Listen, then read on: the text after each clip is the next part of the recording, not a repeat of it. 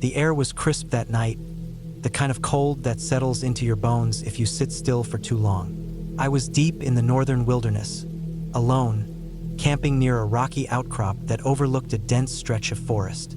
It was late September, just past the peak of the autumn colors, and the trees stood bare against the moonlight, their skeletal branches swaying gently in the night breeze.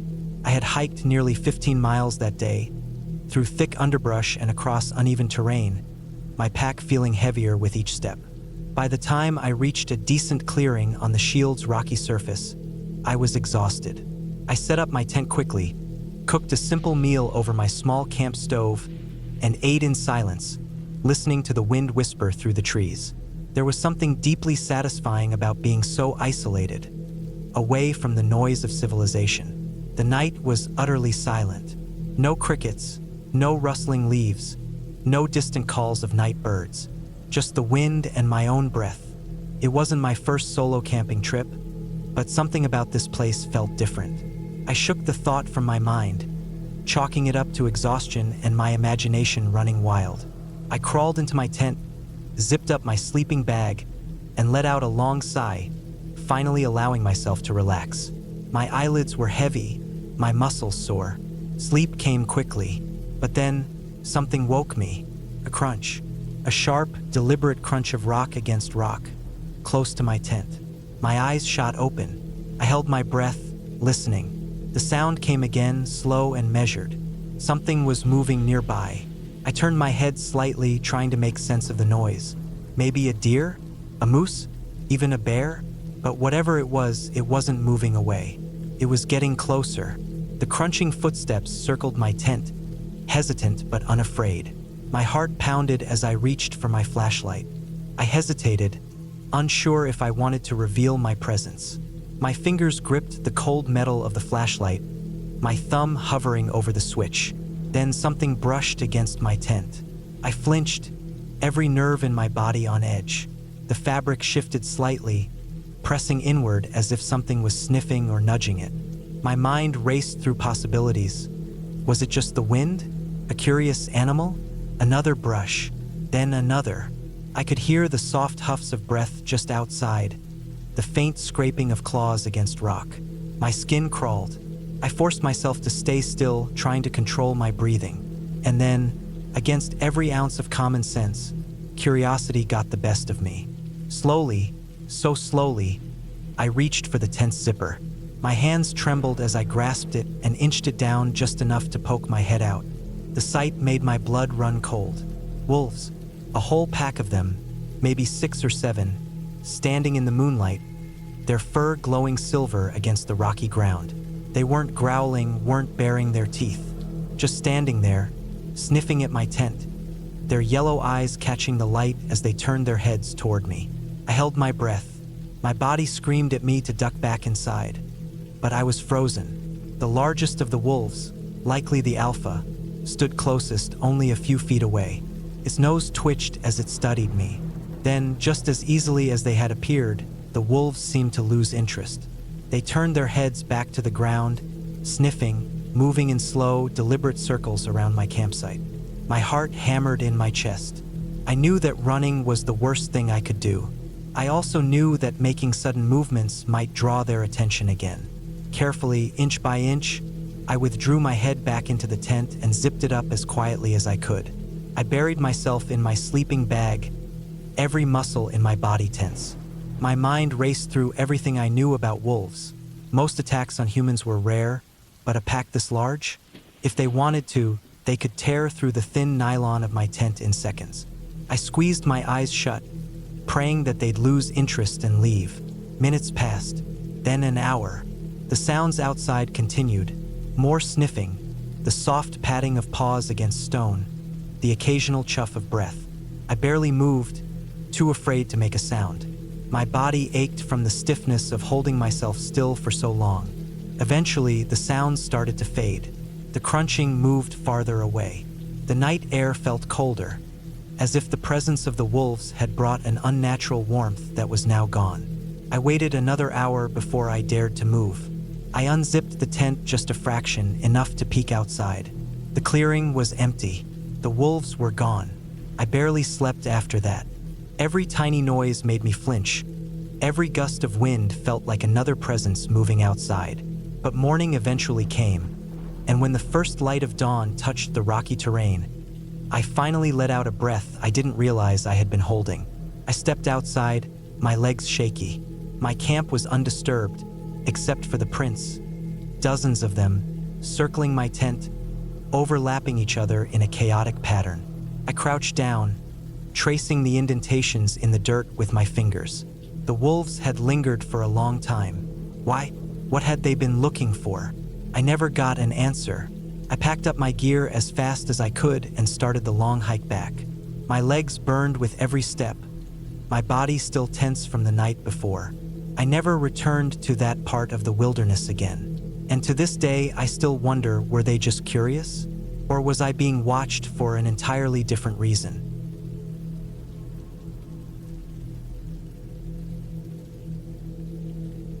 I was once deep in the wilderness, canoeing a vast network of lakes stretching across the border between Montana and Canada. These weren't small, quiet lakes where you'd skip rocks with your kids. These were enormous, untamed waters, interconnected like a spider's web, stretching for miles in every direction. We had planned this trip meticulously. 2 full weeks of canoeing, fishing, and living off the land. No strict itinerary, just pure isolation. We had a GPS and a satellite phone to call for a helicopter pickup whenever we decided we were done. We were about a week in, and the trip had been incredible so far. The kind of experience that makes you forget about civilization. Just the 4 of us, our canoes, and the raw wilderness. But things changed on the 7th night. That afternoon, we had set out on a long, narrow lake that stretched for what seemed like forever in both directions. An hour in, the wind started to pick up, and dark clouds rolled over the tree line. Before we knew it, the water was heaving beneath us, waves swelling up past 2 feet, tossing our canoes like toys.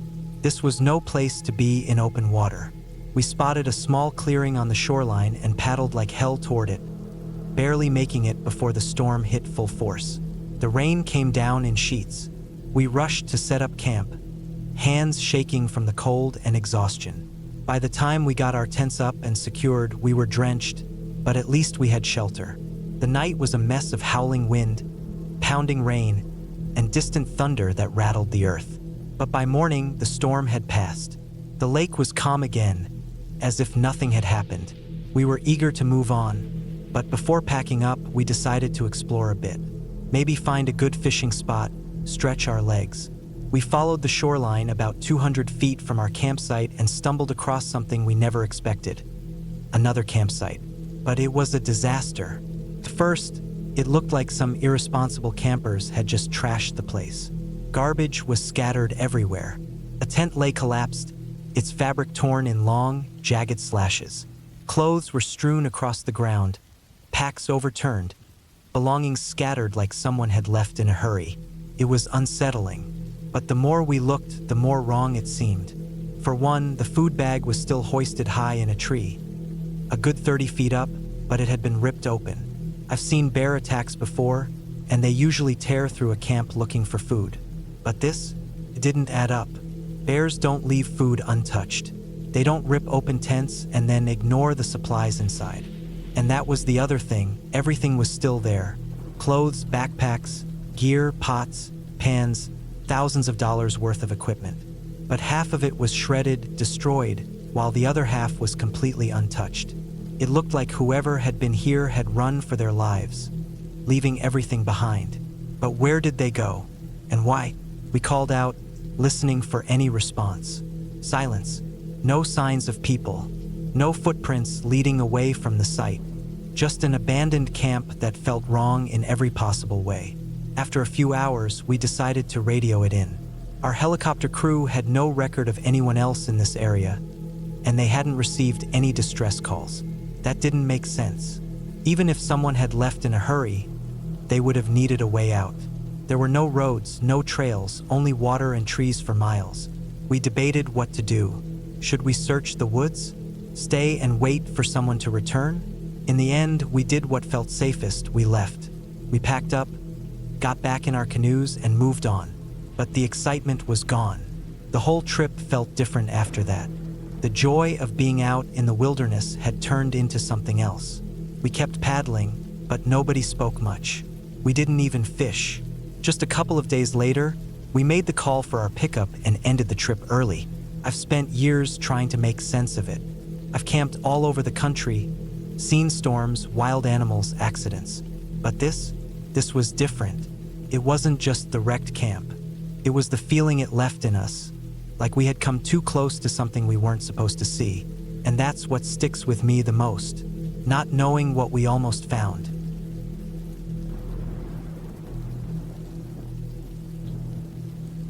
I was camping with my friend Jake at a state park in Northern California, just a short drive from the city. The campground was well maintained, not the kind of place where you'd expect anything unusual. There were RVs parked in neat rows, families roasting marshmallows, and the hum of generators in the distance. It wasn't remote or isolated, far from it. But that night, something happened that I still can't explain. It had been raining on and off all day. The ground was damp, the air thick with the smell of wet pine needles and campfire smoke.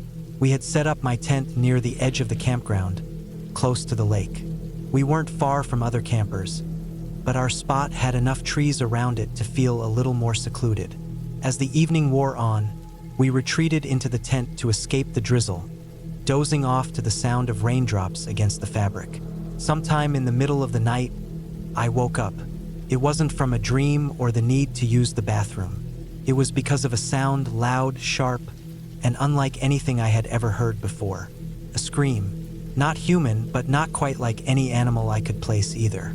It was deep, guttural, and had a strange, almost metallic edge to it. It didn't last long, just a few seconds, but it was close, uncomfortably close. I held my breath and listened. The rain had slowed to a light drizzle, and the campground was eerily quiet. I turned my head slightly and saw that Jake was awake too. He didn't say anything, but I could tell from his wide eyes that he had heard it. Then, a few minutes later, another scream. This one came from across the lake, just as loud, just as unnatural. Whatever it was, there were two of them. Neither of us moved. We just laid there, listening, waiting.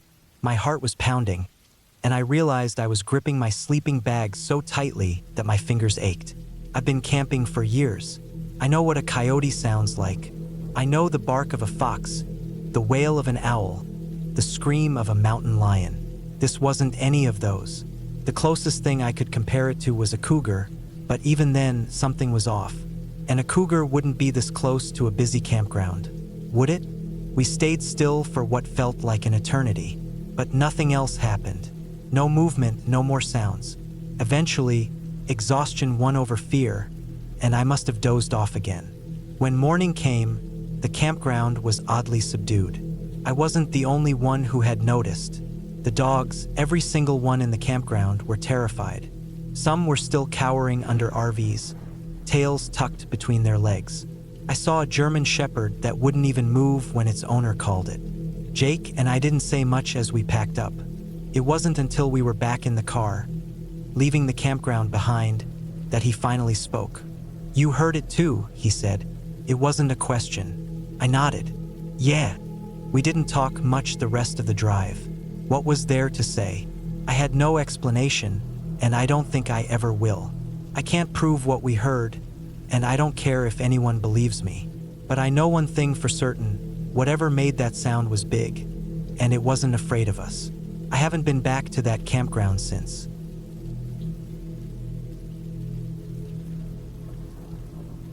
I had been planning the trip for months, backpacking deep into the wilderness, beyond where most hikers dared to go. I wanted isolation, the raw beauty of nature, and the quiet that only comes when you're miles away from another human being.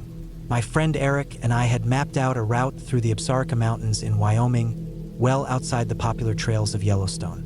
We would be hiking at high elevation, mostly above the tree line, where the world felt vast and empty. The first few days went as planned. Hard hiking, cold nights, and breathtaking views. We saw mountain goats scrambling along the cliffs, the occasional elk moving through the valleys below. By the third day, we had climbed to just over 10,500 feet. We were following a ridge above a small, unnamed lake. A deep blue pool nestled in the rocky basin below. There wasn't much vegetation up here, just patches of grass and lichen clinging to the rocks. The sky was a perfect, cloudless blue. That's when we saw it. The skull was bleached white by the sun, sitting alone on the ridge as if someone had placed it there. A horse skull, just the skull, no other bones in sight. It was strange, but also kind of fascinating. I snapped a picture while Eric nudged it with his boot. "Think someone just left it here?" I asked. Eric shrugged. "Could be. Maybe a rancher's horse died, and something dragged the skull up here." It made sense at the time. We had seen a few scattered bones from elk or deer before, leftovers from predators or harsh winters. A skull on a ridge wasn't exactly normal, but it wasn't impossible. We moved on, making our way down toward the lake where we planned to set up camp. We found a decent spot not far from the water. There was a flat stretch of ground near a cluster of boulders, enough cover to block the wind but still open enough to see the lake. We dropped our packs and started setting up camp, stretching out our sore muscles after the long hike. The silence up there was heavy, the kind that makes your ears ring. After setting up the tent, we climbed down to the water to filter some drinking water. That's when we found the body. The horse was lying half in, half out of the lake. Its hide was peeling away, exposing muscle and bone. The water around it was dark, murky with decay. A stench hit us, thick, cloying, impossible to ignore. I felt my stomach turn, and I swallowed hard, trying not to gag. "What the hell?" Eric muttered. I took a few steps closer, my boots crunching on the rocky shore. That's when I noticed something else. Floating in the water, scattered on the shore, film strips, old negatives, dark and curled from exposure to the elements. I bent down and picked one up. It was wet, the image barely visible. A black and white photo, too faded to make out any details. Eric grabbed one too, holding it up to the light. "Who brings film out here?" I shook my head. None of it made sense. The horse, the film, the skull on the ridge. It felt wrong in a way I couldn't explain. We didn't talk much as we filled our water bottles. The presence of that rotting horse cast a shadow over the whole evening. Back at camp, we cooked dinner, but neither of us ate much. The silence felt heavier than before. That night, I barely slept. Every time I closed my eyes, I saw the horse's empty eye sockets staring back at me. I heard the water lapping against its body, smelled the rot. At some point, I must have drifted off because I woke up suddenly, heart pounding. The tent was dark, but something had woken me. A sound? A movement? I held my breath, listening. The wind? No, something else. Then I heard it. The sound of rocks shifting, not far from our tent. I stayed completely still, my body tense. My mind raced through possibilities. An animal, maybe? A bear? No, this was different. The sound was slow, deliberate. Careful footsteps moving over the loose rock. I turned my head slightly, trying to see if Eric was awake. Before I could move, the sound stopped. Silence. Long enough that I started to convince myself I had imagined it. Then, a whisper of movement again, this time closer. I swallowed hard and forced myself to breathe slowly. My hand crept toward my knife, resting beside my sleeping bag. Then, nothing. The sound didn't return. Eventually, exhaustion took over, and I must have drifted off again. When I woke up, it was morning. Eric was already up, crouched by the fire pit, staring at the coals from the night before. "You hear that last night?" I asked. He looked up at me, his face unreadable. "Yeah." Neither of us said anything else. We packed up camp in silence, neither wanting to acknowledge the unease that hung over us. As we climbed back up the ridge, I glanced back at the lake one last time. The horse was still there, motionless, the film strips still scattered along the shore. I couldn't shake the feeling that we had seen something we weren't supposed to, that we had stepped into a story already in progress, one we would never understand. We hiked out fast that day, covering more ground than planned. By the time we reached the trailhead, I felt like I could breathe again. The unease, the wrongness, it all stayed behind in that place. I never did figure out the story behind that horse or the film strips. Maybe I don't want to. Some things I think are better left unknown.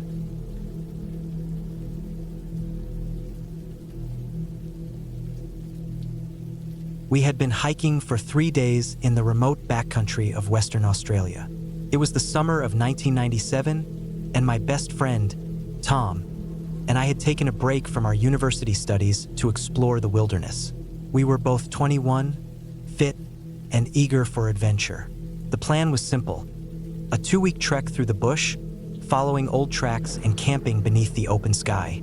We had come prepared, packs loaded with dehydrated meals, a sturdy tent, extra water, and topographic maps that were more reliable than any GPS back then. The land was dry, rugged, and unforgiving. We had seen plenty of kangaroos, dingoes in the distance, and the occasional wedge-tailed eagle soaring above. But human activity was sparse. We hadn't seen another soul since we left the main road. On the 3rd day, we found ourselves at the base of a long escarpment, a stretch of layered rock that rose sharply above the bushland. It was late afternoon, and we were looking for a good place to set up camp before the light faded. The land sloped gently toward the cliff face, dotted with low shrubs, spinifex, and jagged rocks. It was here, near the base of the cliffs, that we spotted something unusual. At first, I thought it was a piece of garbage. A plastic bag caught in the scrub, half buried in the red dust. Litter was rare out here. We had been walking for days without so much as a bottle cap or a rusty tin can. This far from civilization, the sight of plastic felt out of place. Curious, we walked over. The bag was tightly wrapped and knotted several times, as if someone had gone to great lengths to keep it sealed. It had been out there for a while. The plastic was sun-bleached, brittle in places, and streaked with dirt. I nudged it with my boot. It was heavy enough to contain something significant, but it wasn't clear what. Tom crouched down and picked it up, turning it over in his hands. "What do you think?" I asked. "Could be food," Tom said, "or something dead." Neither of us really wanted to open it, but the sheer remoteness of our location made it too strange to ignore. If someone had dumped trash here, why bother tying it up so tightly? And why go through the effort of carrying it this far into the wilderness? Tom unknotted the plastic with some effort, peeling away the layers carefully, as if expecting something horrible to fall out. I held my breath as the contents were revealed. Inside were wallets, 5 or 6 of them damaged, weather-worn, and stiff from exposure to the elements. Some were cracked leather, others cheap synthetic material.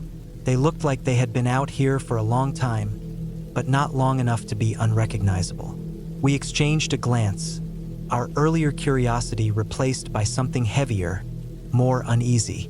I reached in and pulled one out.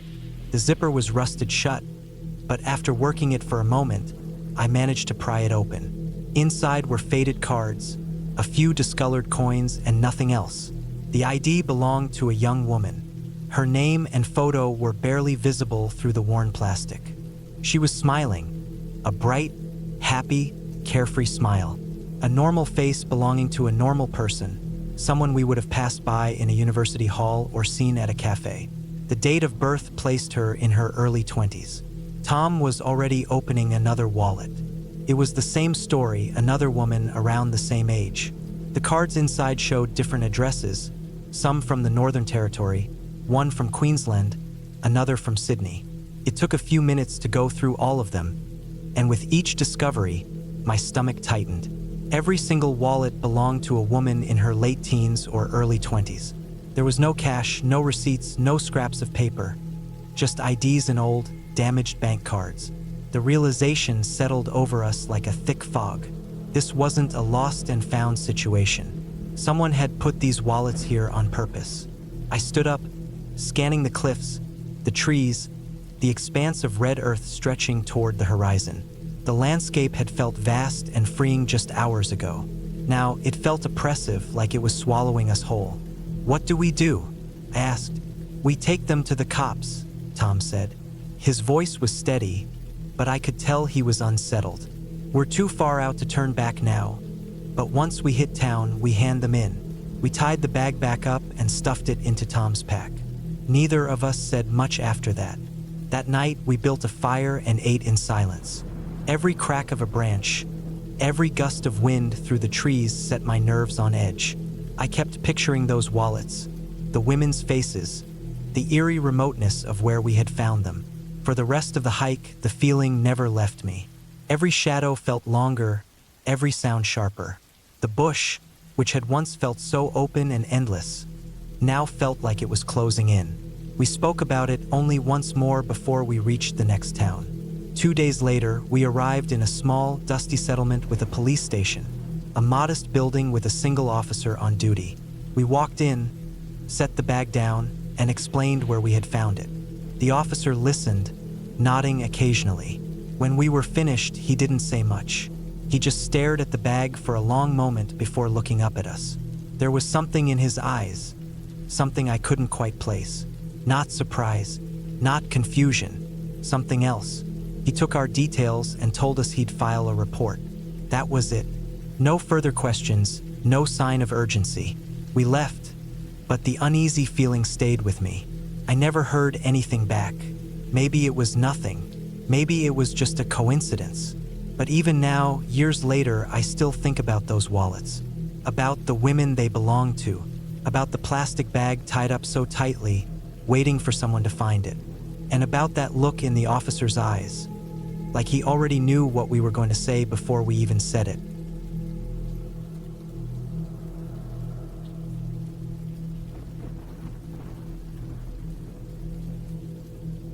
We were deep into a hike in the Blue Ridge Mountains, my buddy Kyle and I, just two guys looking to get some fresh air and distance from our screens. It was early October, the air crisp, the trees fire red and pumpkin orange, shedding their leaves onto the narrow dirt trail. We had been walking for a couple of hours, keeping a steady pace, talking about nothing important, just the usual things, work, old memories, the best burger joints in town. Then we saw her, an old woman, probably in her 70s, coming towards us on the trail. She had a lean, wiry frame, the kind that spoke of a lifetime of activity. Her backpack was small, her clothes practical, khaki pants, a long-sleeved shirt, a windbreaker tied around her waist, white hair cut short, tucked under a simple cap. She looked like she belonged out here, like she had done this hike 100 times before. She smiled as she passed and said, "Oh, well, hello again." Kyle and I just smiled back, said hello, and kept walking. I assumed she was just one of those friendly hikers, maybe a little confused, maybe mistaking us for someone she'd seen earlier. It was an easy thing to dismiss. But then we saw her again, about 30 minutes later, maybe a little more. The thing was, she was coming from the opposite direction. Again, she passed us without stopping this time, just giving a short "hi" as she walked by. I didn't say anything at first, just kept moving. But after a few minutes, I turned to Kyle. "Did you see that?" He frowned. "Yeah, she was going the wrong way." He nodded slowly. "Yeah, she was." We both turned around, looking back down the trail. It wasn't some loop. We had been hiking in a straight line, following a well-marked path. The only way she could have gotten ahead of us and back onto the trail was if she had cut through the dense forest. But the terrain was steep, full of thick undergrowth, and we hadn't heard or seen anything that would suggest someone moving through it. Kyle pulled out his phone and checked the map. "The nearest switchback isn't for another mile." He looked at me. "Maybe there's a shortcut? Through that mess." I gestured at the thick trees and underbrush. "I don't see how." He shrugged, but I could tell it was bothering him too. We kept going, but the mood had shifted. We weren't talking as much. The silence of the forest felt heavier. I found myself listening too closely, hearing the crunch of leaves, the rustle of branches. Every time I looked over my shoulder, I half expected to see her again, coming towards us like it was just another casual encounter. But she didn't. We kept hiking, the unease growing in my stomach. It didn't make sense. The old woman had seen us in reverse order, like she was somehow moving backward through our timeline. The first time we met her, she acted like she had already seen us. The second time, she barely acknowledged us. If we were to see her again, would she even recognize us? Would she just pass us by as if we were strangers? The more I thought about it, the more unsettled I became. Kyle must have felt it too because eventually he broke the silence. "I don't like this." "Yeah," I admitted. "Me neither." We picked up the pace, not quite running, but walking fast enough that my legs started to burn. The trees stretched overhead, their skeletal branches blocking out the overcast sky. The air felt colder now, the sun lower, shadows stretching long across the trail. By the time we reached our campsite, we had barely said another word. We got the tent up, started a fire, made some food, but neither of us brought her up again. It felt like if we did, it would make it too real. That night, I didn't sleep well. I kept waking up, staring into the darkness, listening to the quiet rustling of the trees. Every time the wind shifted, I expected to hear footsteps on the trail, the sound of someone walking past our tent. But there was nothing. In the morning, the feeling had dulled, but it was still there, a quiet hum of unease at the back of my mind. We packed up quickly and started the long hike back to the car. The whole time, I kept expecting to see her again, to catch a glimpse of her coming toward us one last time, but she never did. When we got back to town, I tried looking up trail records, searching for any mention of an experienced older woman who hiked alone in the Blue Ridge Mountains. Nothing. No missing persons, no reports, nothing that matched her description. Just a strange encounter on a quiet stretch of trail. We never did figure it out. Maybe she was just an old woman who knew the mountains better than we did. Maybe there was some hidden path we didn't see. Or maybe something else happened out there, something we weren't meant to understand. I haven't been back to that trail since. And honestly, I don't think I ever will.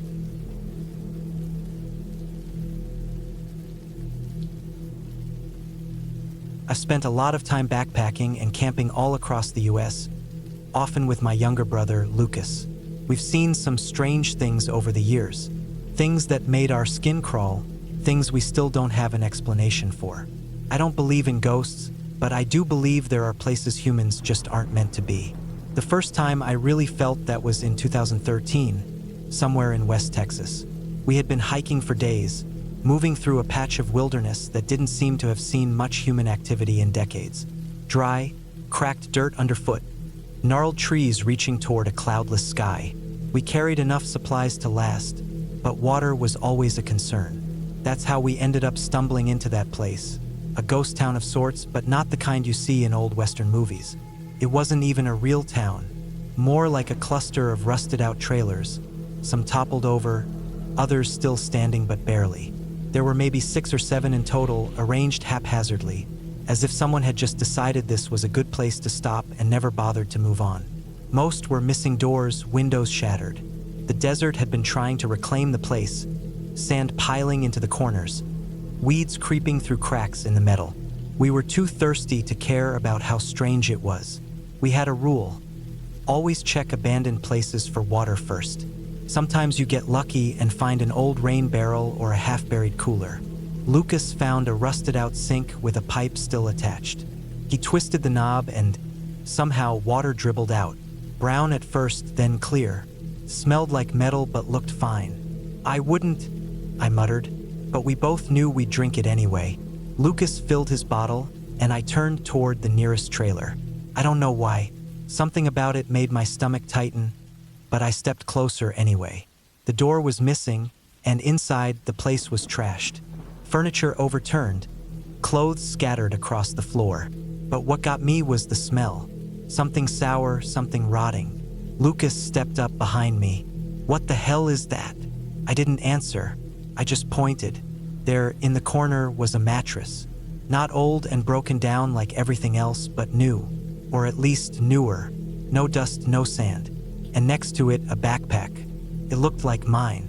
Modern, heavy-duty, something a real hiker would carry. We should have left. We should have turned right around and gotten the hell out of there. But instead, I stepped inside. The smell got worse. I tried not to gag as I crouched next to the backpack. The zipper was half open. Inside, there were supplies, water bottles, some protein bars, a flashlight, extra socks. A normal hiker's pack, except for the notebook. It was open, like someone had just been writing in it.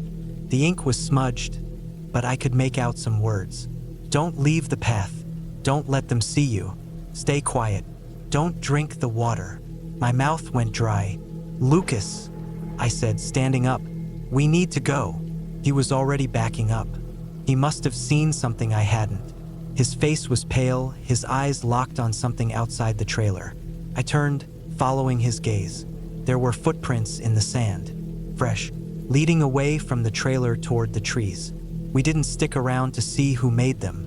We grabbed our gear and ran, didn't stop until the sun started setting. We set up camp miles away in a dry riverbed, somewhere we could see in all directions. That night, neither of us spoke. We didn't need to. We never figured out who had been staying there. Never figured out what the smell was, or why that notebook was just sitting there, open like that. But I know this. Someone was living in that place and they had rules. We had broken every single one. That wasn't the last time we ran into something we couldn't explain. There was that town in New Mexico, the one that seemed abandoned except for one person. We spent 2 days there, trying to find them, calling out into the silence. Nothing, just a stocked fridge, fresh food on the table, but no one to eat it. Or the time we found that barbed wire fence deep in the Ozarks. A 10 by 10 enclosure filled with the skeletal remains of deer. Skulls mounted on the posts, bodies tangled in the wire. We've seen things I wish we hadn't. But the worst was in Washington, near Olympia. We were walking a back road trying to find a good place to set up camp, when we saw him. A man, sitting against a tree, head tilted back, eyes open but unseeing. His arm was tied off, a needle still in his hand, mouth slightly open, like he had been about to say something before the drugs took him. We didn't check for a pulse. We didn't need to. He was gone. Had been for hours, maybe more. Lucas wanted to call someone. I didn't. Not because I didn't care, but because I knew what they'd say. Another junkie lost to the road. Another body no one would claim. We left him there the way we found him. Maybe that makes me a coward. Maybe that makes me a bad person. But we had seen enough death already. That night, we camped in the woods, miles away from that road. Neither of us could sleep. The wind howled through the trees, and I could still see his face. Empty, like he had never really been there at all.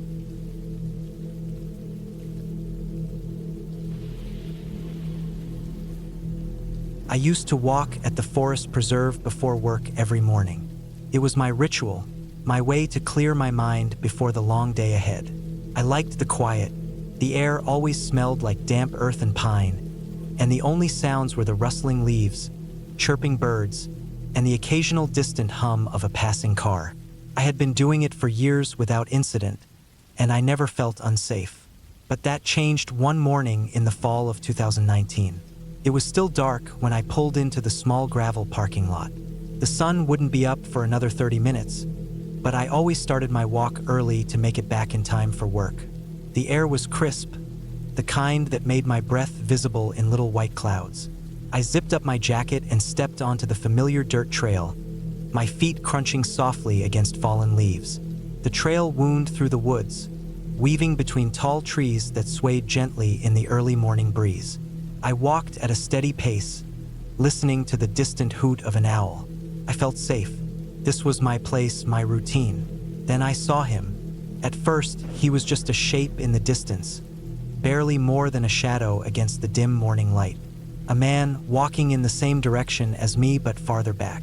I didn't think much of it at first. Plenty of people came here to walk or jog before work, but something about him unsettled me. I picked up my pace slightly, my shoes crunching louder against the dirt. When I glanced back a minute later, he was closer. Not running, not even power walking, just somehow closer than he should have been in that short time. I frowned. Maybe he had started jogging, then slowed down. That made sense, right? I tried to ignore it and focused on my walk. The trees thinned out as I reached a small wooden bridge that crossed over a shallow creek. I stopped for a moment, listening to the water trickling over smooth rocks. It was one of my favorite parts of the trail. I always paused here before continuing on. Then I heard footsteps. Not mine. They were steady, deliberate, coming up from behind me. Too close. I turned my head just enough to see him over my shoulder. He was maybe 30 feet away now, closer than before. He wasn't jogging. He wasn't even walking fast. He just kept getting closer. My stomach knotted. I moved fast. My steady walk turned into a brisk stride, then a near jog. My heart hammered in my chest. I told myself it was paranoia, but my instincts screamed at me. I risked another glance over my shoulder. He was closer. I broke into a full run. My breathing came hard and fast, my feet slamming against the trail. I wasn't out of shape, but panic made my movements clumsy. The trail twisted ahead, and I nearly stumbled trying to take the turn. My mind raced. I didn't want to run toward my car. What if he followed me all the way there? What if I didn't have time to unlock the door before he reached me? Then I saw the bathroom, a small, single-stall structure made of concrete, sitting just off the trail. It wasn't ideal, but it was my best option. I veered off the path and sprinted toward it. My legs burned, but I pushed harder, throwing myself at the heavy metal door. I yanked it open, dove inside, and slammed it shut behind me. My hands fumbled for the lock. The second it clicked into place, I stepped back, gasping for air, my pulse pounding in my ears. Silence. For a few seconds, I hoped. Maybe I had overreacted.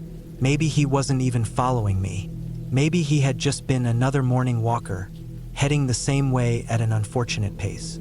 Maybe the handle rattled. I slapped my hands over my mouth to stifle a gasp. The metal creaked as he yanked it. Then the pounding started. Heavy, angry fists against the door, shaking it in its frame. I stumbled back until my shoulders hit the far wall. My body trembled. The pounding stopped. Silence stretched, thick and suffocating. Then a slow, dragging scrape against the door. My breath hitched. I didn't know what he was doing, what he was trying to accomplish, but I knew one thing. I wasn't coming out. Not yet. Minutes passed.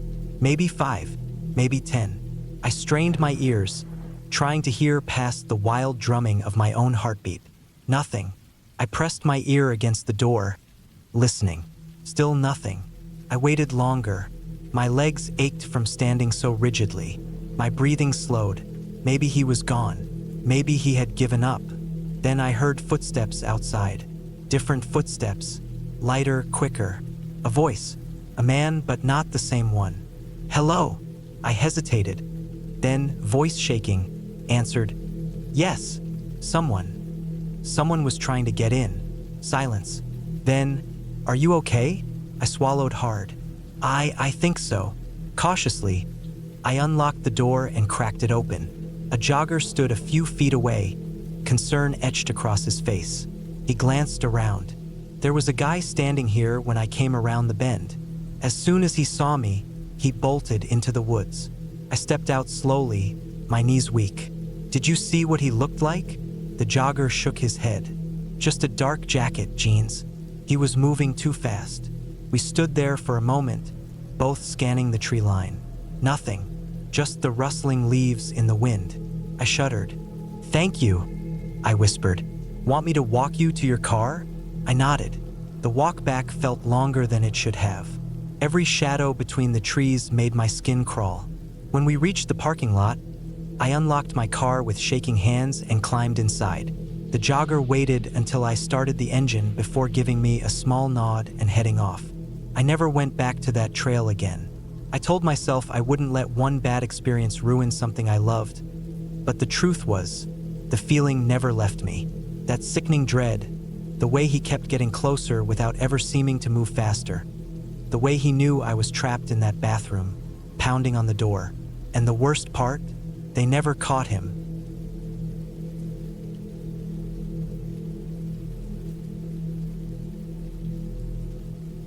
I was hiking alone in the Great Smoky Mountains back in 2011.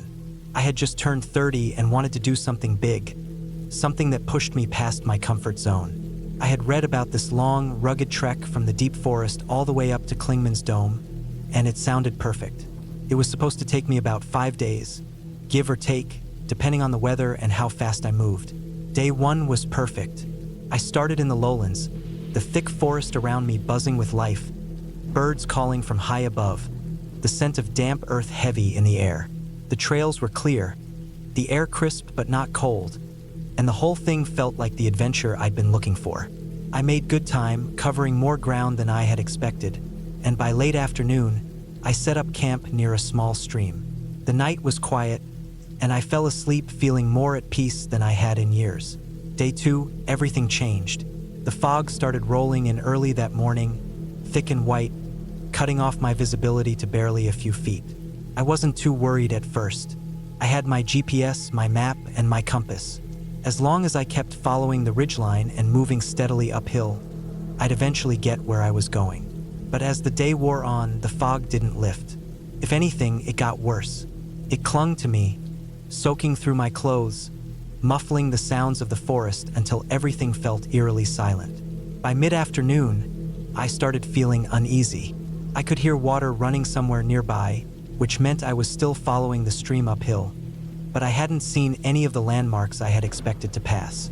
The fog had turned the forest into a blank, featureless maze, and I knew I wasn't moving as fast as I should be. I stopped to check my GPS again, but I couldn't get a clear signal. My compass at least still worked, so I kept going. As the light started fading, I realized I wasn't going to make it to the campsite I had planned on reaching. The idea of setting up camp in the fog wasn't appealing, but I didn't have much of a choice.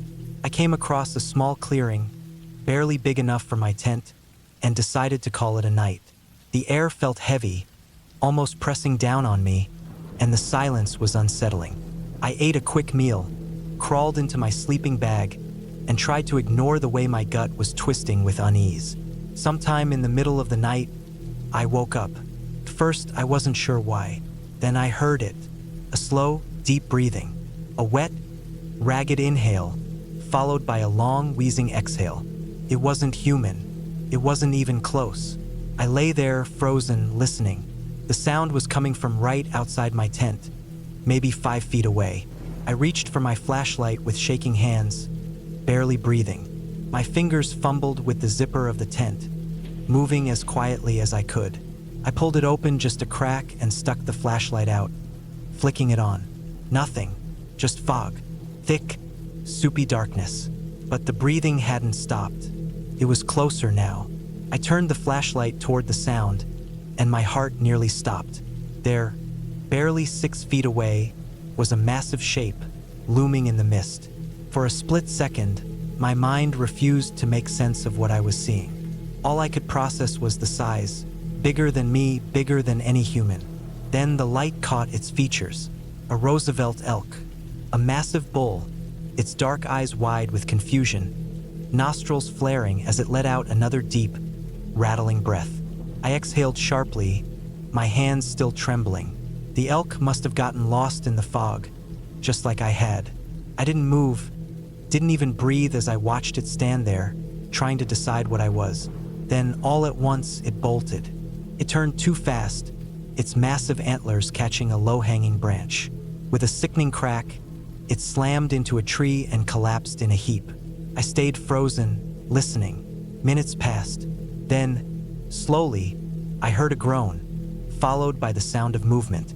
The elk stirred, then stumbled to its feet and took off into the woods, crashing through the underbrush. I sat there for a long time, my heart pounding. I knew I wasn't getting back to sleep, so I sat in my tent, listening to the forest, waiting for the fog to lift. Didn't. By morning, the mist was still thick, but I packed up and started moving again. I kept my compass in hand, checking it every few steps. I didn't stop until I saw the sun breaking through the trees. I never finished that hike. I cut it short, found a different trail back down, and made my way to the nearest ranger station. When I told them about the elk, they nodded like they had heard it all before. I don't know if it was just the fog, the silence, or the sheer isolation, but something about that night stuck with me. Even now, I sometimes wake up in the middle of the night, heart racing, convinced I can hear that slow, wheezing breath just outside my window. I never went back to that part of the mountains again.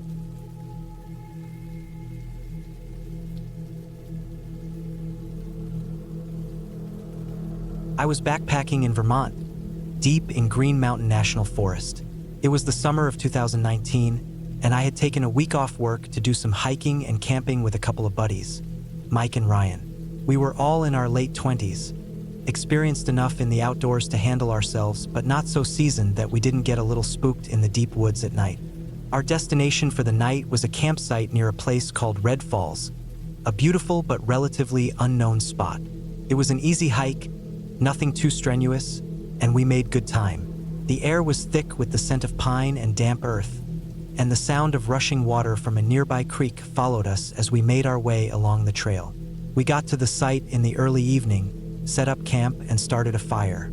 It was one of those perfect nights, cool but not cold, the kind of air that makes you feel alive.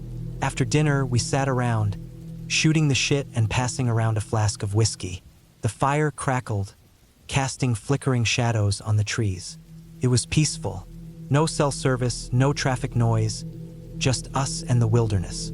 At some point, I had to take a leak, so I wandered away from the fire, stepping carefully over the undergrowth. I wasn't too worried about getting lost.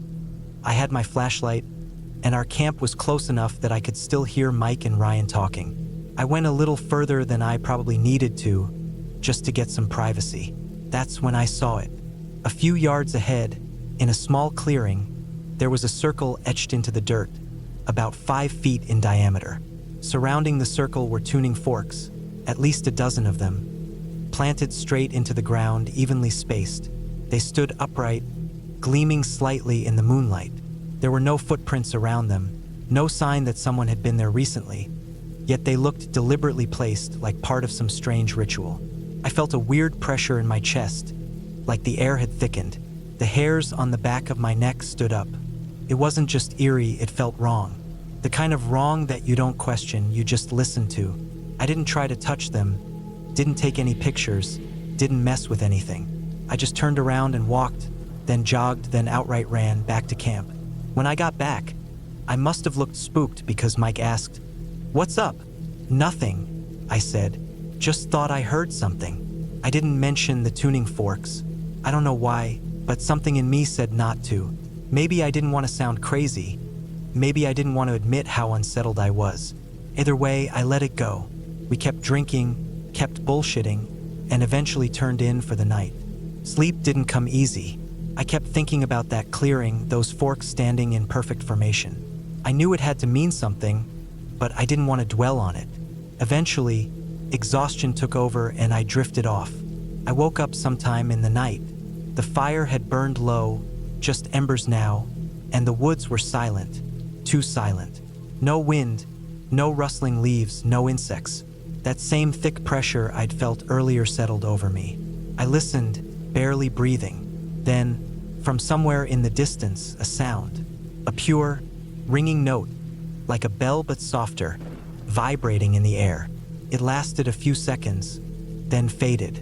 Then another, and another. The sound wasn't random. It was rhythmic, like a pattern being played out. I lay there, my heart pounding, not moving a muscle. I wanted to believe it was the wind, but there was no wind. Then silence again. I don't know how long I stayed awake, but eventually, the normal forest sounds returned. Crickets, rustling leaves, the occasional distant owl. At some point, I must have fallen asleep because I woke up to the morning sun filtering through the trees. I didn't say anything to Mike or Ryan about what I heard. We packed up camp, ate a quick breakfast, and hit the trail. I was quieter than usual, but if they noticed, they didn't say anything. I kept telling myself that maybe it was nothing. Maybe I had just been half dreaming. But deep down, I didn't believe that. We never saw another soul in that area, and I never went back to check on that clearing. I don't know who or what put those tuning forks there. I don't know why they were arranged so perfectly, or why they seemed untouched by time and weather. But I do know one thing. Some things in the woods aren't meant to be understood. And sometimes the smartest thing you can do is walk away.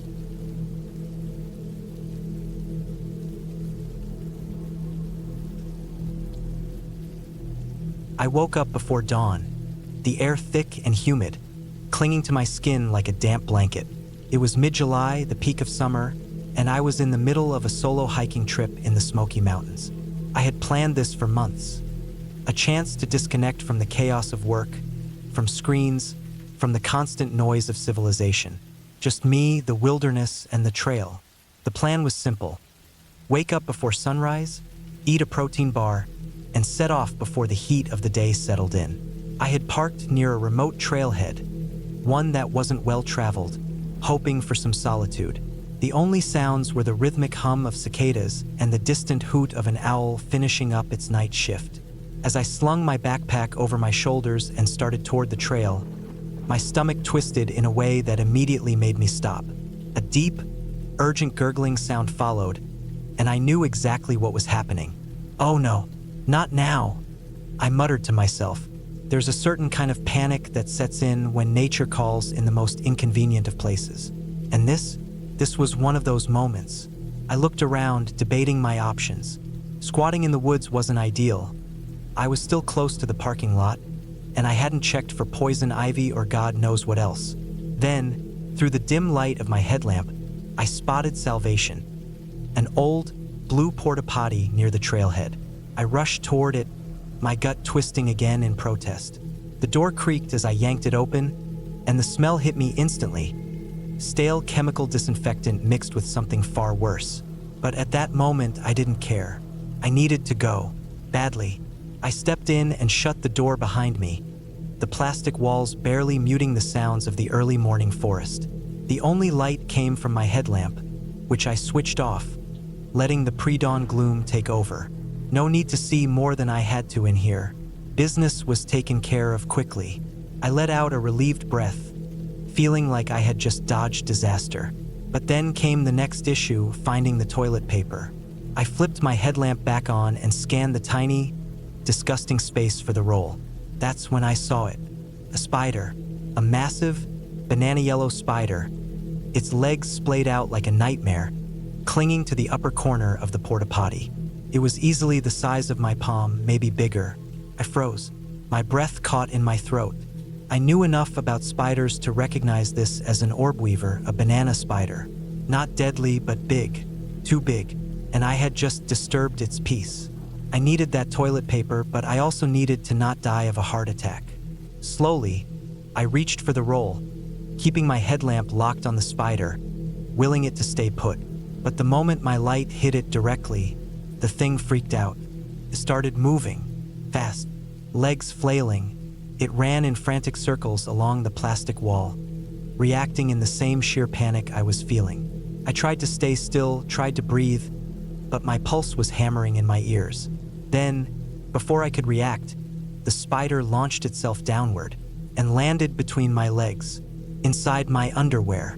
There was no thought, no rational reaction, only raw, unfiltered horror. My entire body tensed, my mind screaming at me to move, to do something, anything. But for one awful second, I was frozen. I could feel it, legs scrambling, trying to find an escape, trapped with me in this nightmare scenario. Then instinct took over. I started shaking my hips side to side, trying to dislodge the spider, but that only made things worse. Instead of running away, the damn thing scurried upward, up my leg. That was it. That was my breaking point. I screamed. A guttural, animalistic sound ripped from my throat as I shot to my feet, yanked open the porta potty door, and bolted out into the open air, my pants barely clinging to my hips. The cool morning breeze hit my exposed skin, but I didn't care. I was too busy swatting at myself, slapping my legs, trying to get that 8-legged monstrosity off me. Somewhere in the chaos, I felt it, just a fleeting sensation of movement, and then nothing. It was gone.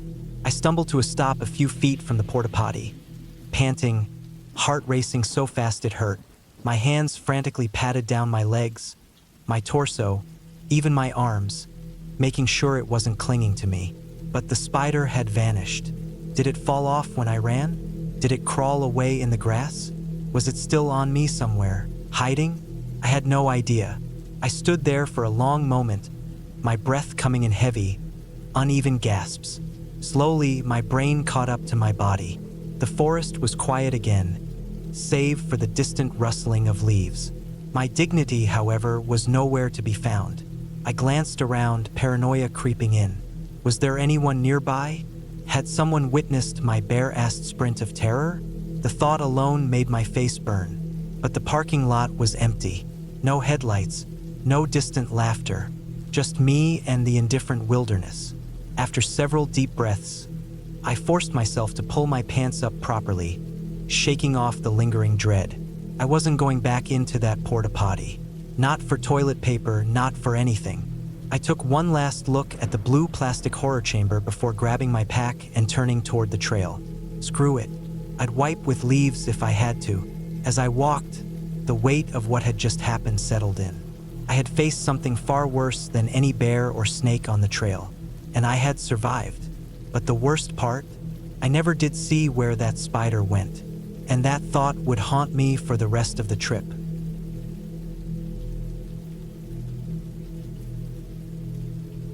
It was the summer of 1992. I was 22 at the time, young, fit, and always up for an adventure.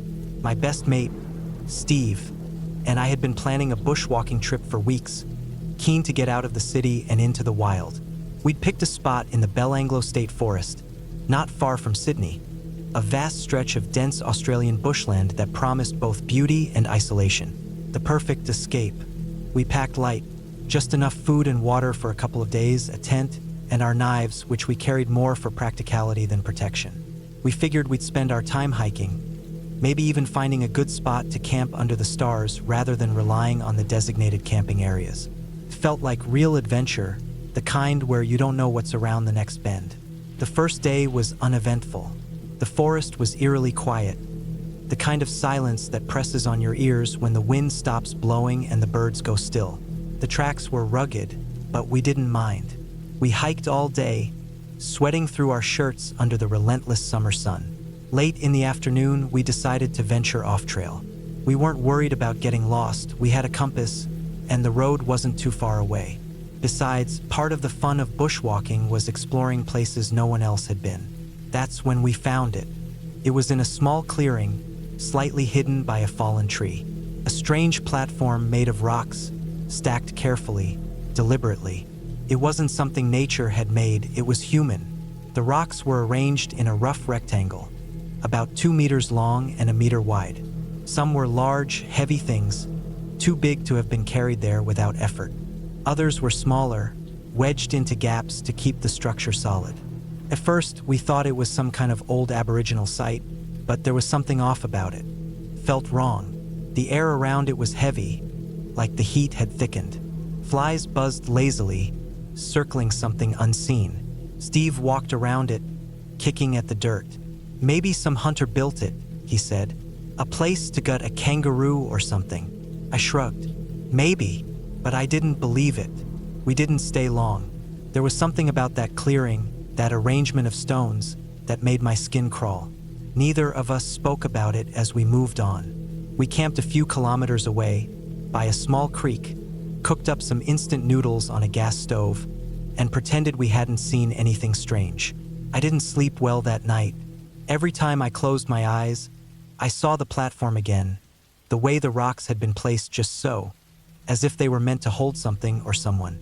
The sound of the forest at night, usually a comforting hum of insects and distant possums, felt oppressive.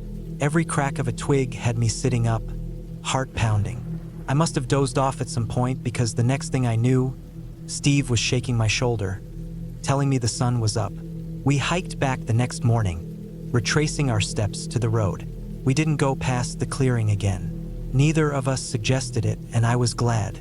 By the time we made it back to the car, the tension in my chest eased. We drove home, unpacked, and eventually, life went on. Months passed. I barely thought about the trip after that. Then, one night, I was watching the news. A reporter was standing in the bush, microphone in hand. Behind him, police officers moved between trees, marking spots on the ground. The words "backpacker murders" flashed across the screen. They were talking about a series of bodies found in Belanglo State Forest. Young travelers, men and women, buried in shallow graves. Murdered. The details were horrifying. Some had been shot. Some had been stabbed. Others had been bound, their remains left to rot in the thick Australian scrub. Then they showed something that made my stomach drop. A video clip, shaky and grainy, likely taken from a police helicopter, panned over the forest, zooming in on something just off the main track. Pile of rocks, arranged in a rectangle, just like the one we'd found. Couldn't breathe, couldn't move. Steve called me moments later, his voice shaking. "Mate, did you see that?" I nodded, even though he couldn't see me. "Yeah." The news went on to explain that at multiple sites where victims had been buried, police had found these altars, arrangements of stones just like the one we'd stumbled across. They weren't sure of their purpose. Maybe they were markers. Maybe they were something worse. The killer had a name now, Ivan Milat, a man who had preyed on hitchhikers and backpackers, luring them into the forest and killing them. They'd arrested him, but the cops were saying they believed there was at least one other person involved, someone else who had never been caught. I didn't sleep that night. For weeks, I kept thinking about that clearing, that feeling of wrongness that had settled over me. Had we stood where a killer had stood? Had we seen something we were never meant to see? The worst part was knowing how close we'd been. Just a few hundred yards away, there could have been a grave, a victim lying beneath the earth while we walked past, oblivious. To this day, I can't step into the bush without thinking about it. The silence, the weight of the air, the feeling that somewhere, hidden between the trees, something terrible had happened, something that would never truly be buried.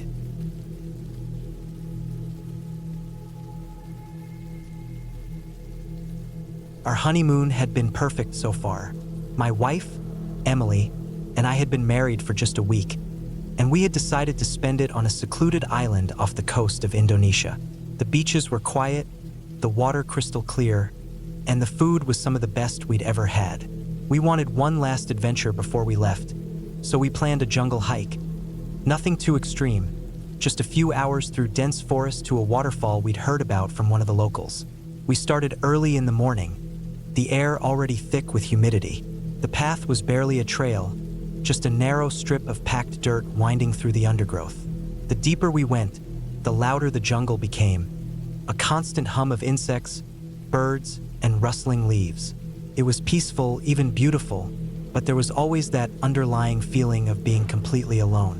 If something went wrong, there was no quick way out. No phone signal, no other hikers, no guide, just us and the jungle. About 2 hours in, we heard it. A scream came from somewhere ahead of us. High-pitched, desperate, the kind of sound that makes your stomach drop. Emily and I stopped dead in our tracks. For a moment, neither of us spoke.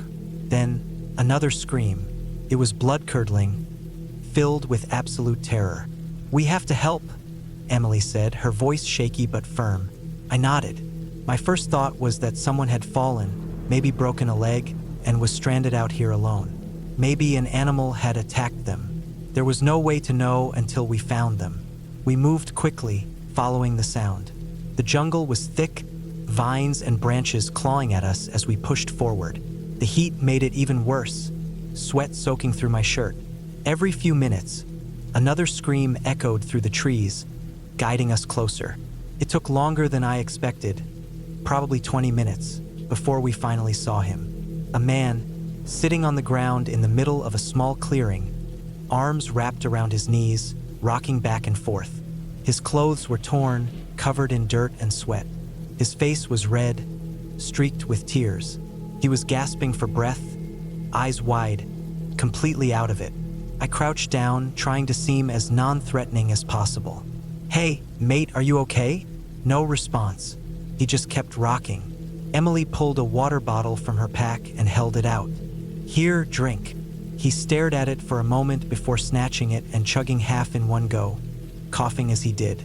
His hands were shaking so badly that some of the water spilled onto the ground. He wiped his mouth and took a deep breath, like he was trying to pull himself together. "I've been here since yesterday," he said finally, voice hoarse. "I got lost. I didn't think anyone would find me." His words hit me hard. A full day out here, alone, with no food, no water, no idea where he was. The fear in his eyes was real. "You're safe now," I said. "We'll get you back." He nodded but didn't move. I could see the exhaustion in every part of him. The guy was running on fumes. I crouched next to him, looking him over. No obvious injuries, but he was definitely dehydrated. His lips were cracked, and his hands were trembling badly. He must have been completely disoriented, wandering in circles, panicking, making it worse. After a few more minutes, he was steady enough to stand. I slipped an arm under his to help him up. He was unsteady, legs weak, but he managed. Emily pulled out a protein bar from her bag and handed it to him. He ripped it open like a starving man, finishing it in seconds. "What's your name?" I asked. "James," he said, swallowing hard. "James Carter." That name stuck with me for a reason I couldn't immediately place. It wasn't until we started walking back that it hit me. "Wait," I said, turning to him. "Where are you from?" "Bristol," he said. "In the UK." I stopped walking. "No way. I live in Bristol." He blinked, processing what I'd just said. "Where do you work?" I asked. "A tech firm. Richardson and Company." My stomach flipped. That was my best friend's company. The more I looked at him, the more I realized I had seen him before. At office parties, maybe, or just passing by. "I know your boss," I said. "He's my best mate." James let out a breath that was half laugh, half sob. "This is insane." And it was. What were the chances? Of all the people to find lost in a jungle on the other side of the world, it was someone who lived less than a mile from me. Someone connected to my own life in a way I never would have imagined. The hike back was slow. James was weak, but we kept him hydrated, stopping when he needed a break. The sun was brutal, making every step feel harder. But eventually, after what felt like hours, we saw the break in the trees. The small dirt road where our hike had started. The relief in James's eyes was something I won't forget. He dropped onto the ground, head in his hands, just breathing. We got him back to the resort. The staff helped him get medical attention, making sure he was okay. He was lucky. No serious injuries, just exhaustion and dehydration. A night's rest, some real food, and he'd be fine. Before we left the next morning, James found us at breakfast. He looked like a new man. Clean clothes, color back in his face. He shook my hand, then hugged Emily. "I don't know how to thank you," he said. "I really thought I was done for. Just be more careful next time," I said, trying to keep it light. He laughed, but there was still something in his eyes. That fear, that helplessness. Something like that doesn't just disappear overnight. We exchanged numbers before parting ways. Back in Bristol, we met up for drinks a few months later. He was different, a little quieter, more appreciative of the simple things. We didn't talk about the jungle much. Some things are better left behind. But I knew he hadn't forgotten, and neither had I.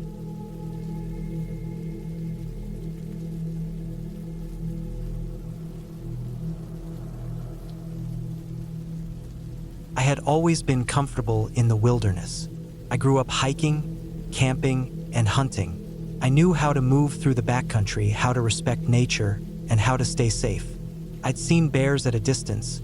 I'd had a mountain lion track me for a mile once, keeping just out of sight but close enough that I knew it was there. But those didn't scare me the way this did.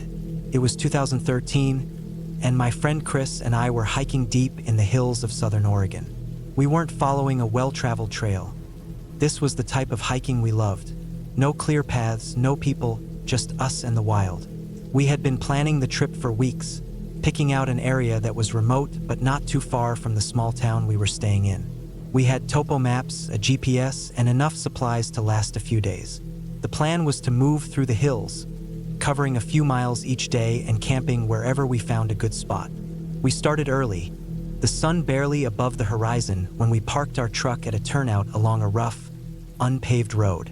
The first few miles were easy, mostly following old logging roads that had been abandoned years ago. The trees were thick, towering pines mixed with patches of dense undergrowth. We moved quickly, making good time as we climbed higher into the hills. By midday, we were well off any established path, navigating by map and compass. The terrain was rougher now, the hills steeper, the brush thicker. We took a break near a small creek, refilling our water bottles and eating a quick lunch. The air was warm, the forest quiet except for the occasional rustle of wind through the trees. It felt peaceful, the kind of silence that only exists in deep wilderness. That changed when we crested a hill and started down into the valley below. At first, I didn't notice anything unusual. The ground leveled out, and the trees opened up into a wide, shallow valley. The sunlight filtered through the canopy, casting long shadows across the ground. But as we moved forward, something felt off. It was subtle at first, a sense that the forest was different here. The ground was drier than it should have been, the air thicker, carrying a faint, unfamiliar smell. Then I saw it. 20 yards ahead, the undergrowth thinned, revealing something that shouldn't have been there. Rows of plants stretched out before us, their leaves a deep, unnatural green. Irrigation hoses snaked between them, disappearing into the soil. To the right, a large, camouflaged net was draped between the trees, partially obscuring what looked like a reservoir. The water shimmered in the sunlight, its surface disturbed by the slow trickle of a makeshift irrigation system.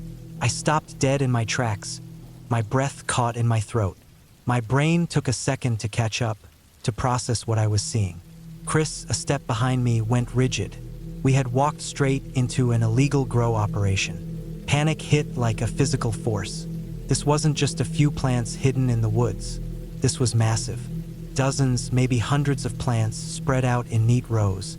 Someone had spent a lot of time and effort setting this up, which meant they were serious about keeping it hidden. And we had just walked right into it. We turned at the same time, moving as quickly and as quietly as we could back up the hill. My heart was hammering in my chest, every instinct screaming at me to run, but I forced myself to keep my steps light, controlled. If someone was watching, if they had cameras, if they had weapons, a sound cut through the air, a low, mechanical hum.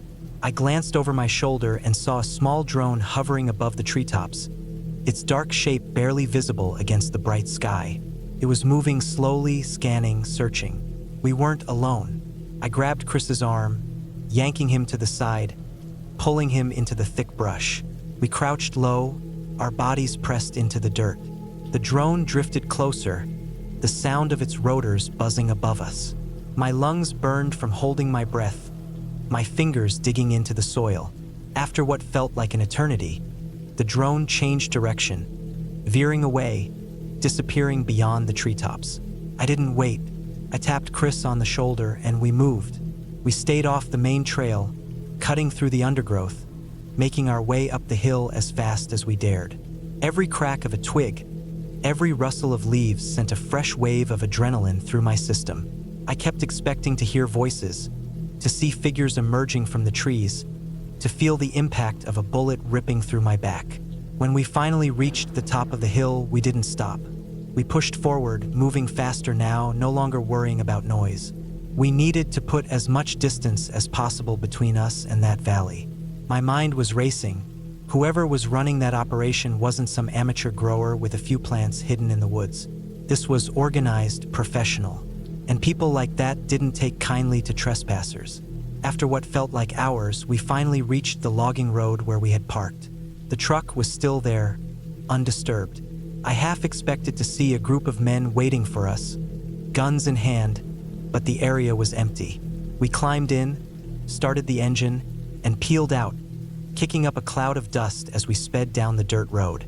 Neither of us spoke for a long time. The tension hung heavy between us, our minds still processing what had happened. When we finally reached the main road, I let out a long breath, my hands gripping the wheel tighter than necessary. Chris stared out the window, his face pale. We never reported it. It wasn't worth the risk. Whoever was running that grow had money, connections, and a vested interest in keeping it hidden. Calling the cops wouldn't have done anything except put a target on our backs. We never went back to that area, never hiked those hills again. And to this day, when people ask me about the scariest thing I've seen in the wilderness, I don't tell them about the mountain lion or the bear. I tell them about the time I almost didn't make it back.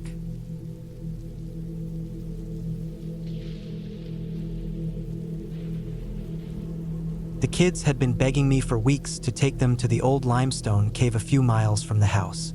It wasn't some deep, unexplored cavern, just a short tunnel running through a rocky hill, well known to locals.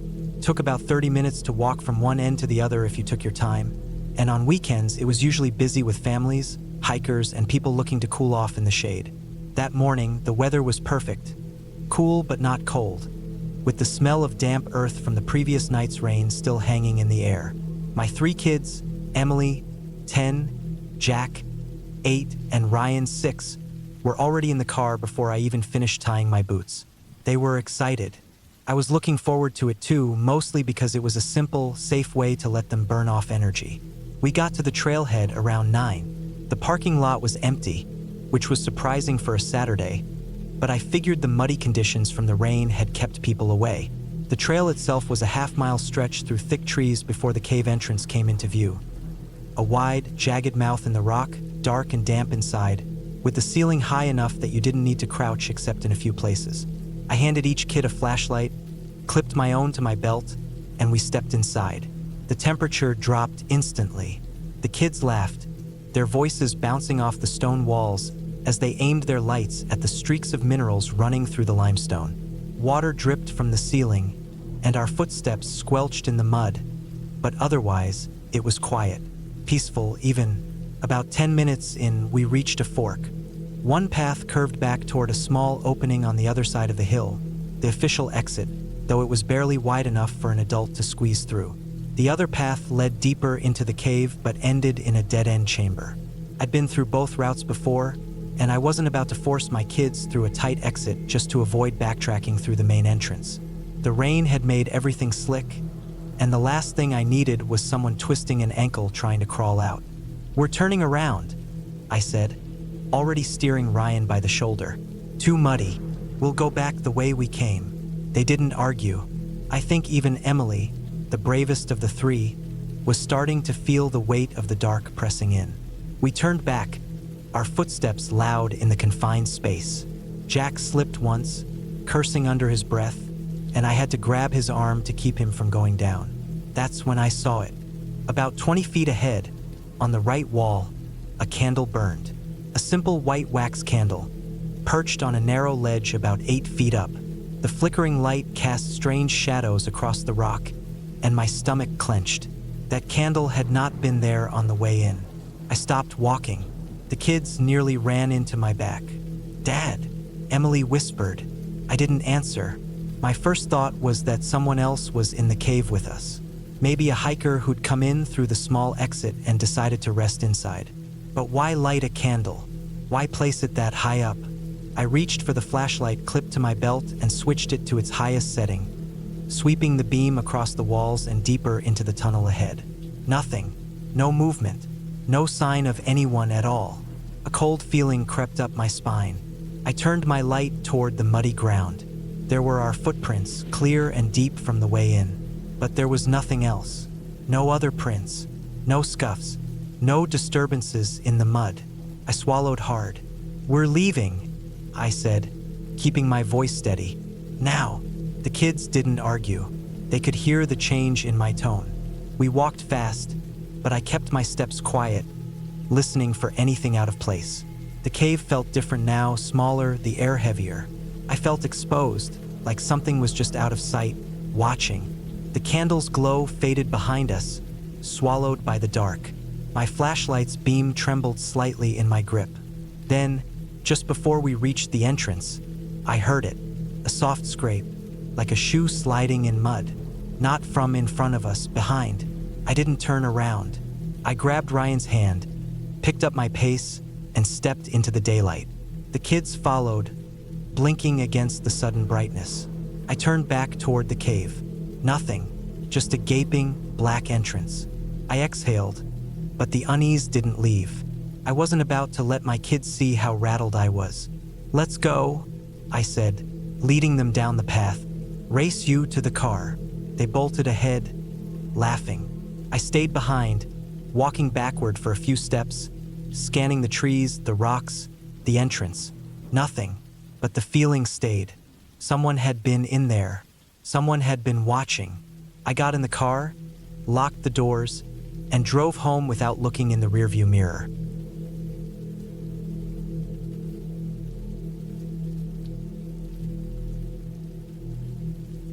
I was 13 the first time I wandered off deep enough into the woods to feel lost. My parents always warned me not to go too far, but I never listened. The woods stretched on forever, old logging roads and deer trails twisting through thick pines and tangled undergrowth. It was my escape, my own secret world where I could pretend I was the first person to ever walk those paths. That day, I had set out early, slipping away just after breakfast while my parents were still drinking coffee. The air was thick with the smell of damp earth, and the sunlight slanted through the trees, golden and warm. I followed a narrow trail past the creek, climbed over fallen logs, and kept going farther than ever before. Maybe 2 miles, maybe 3. I had no compass, just my memory of the turns I had taken. At first, everything was quiet except for the usual sounds: birds, the rustling of squirrels in the underbrush, the distant drone of a cicada. But then, something changed. The air itself felt different, heavier, and then I caught the smell. It was unlike anything I had ever smelled before. Rancid, thick, and cloying, like rotting meat mixed with something even worse.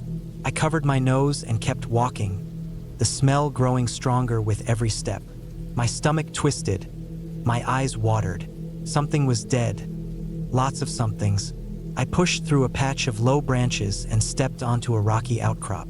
Below me, at the base of a steep drop, was a pile of carcasses. Deer, dozens of them, their bodies twisted and stacked haphazardly. Most were missing their heads.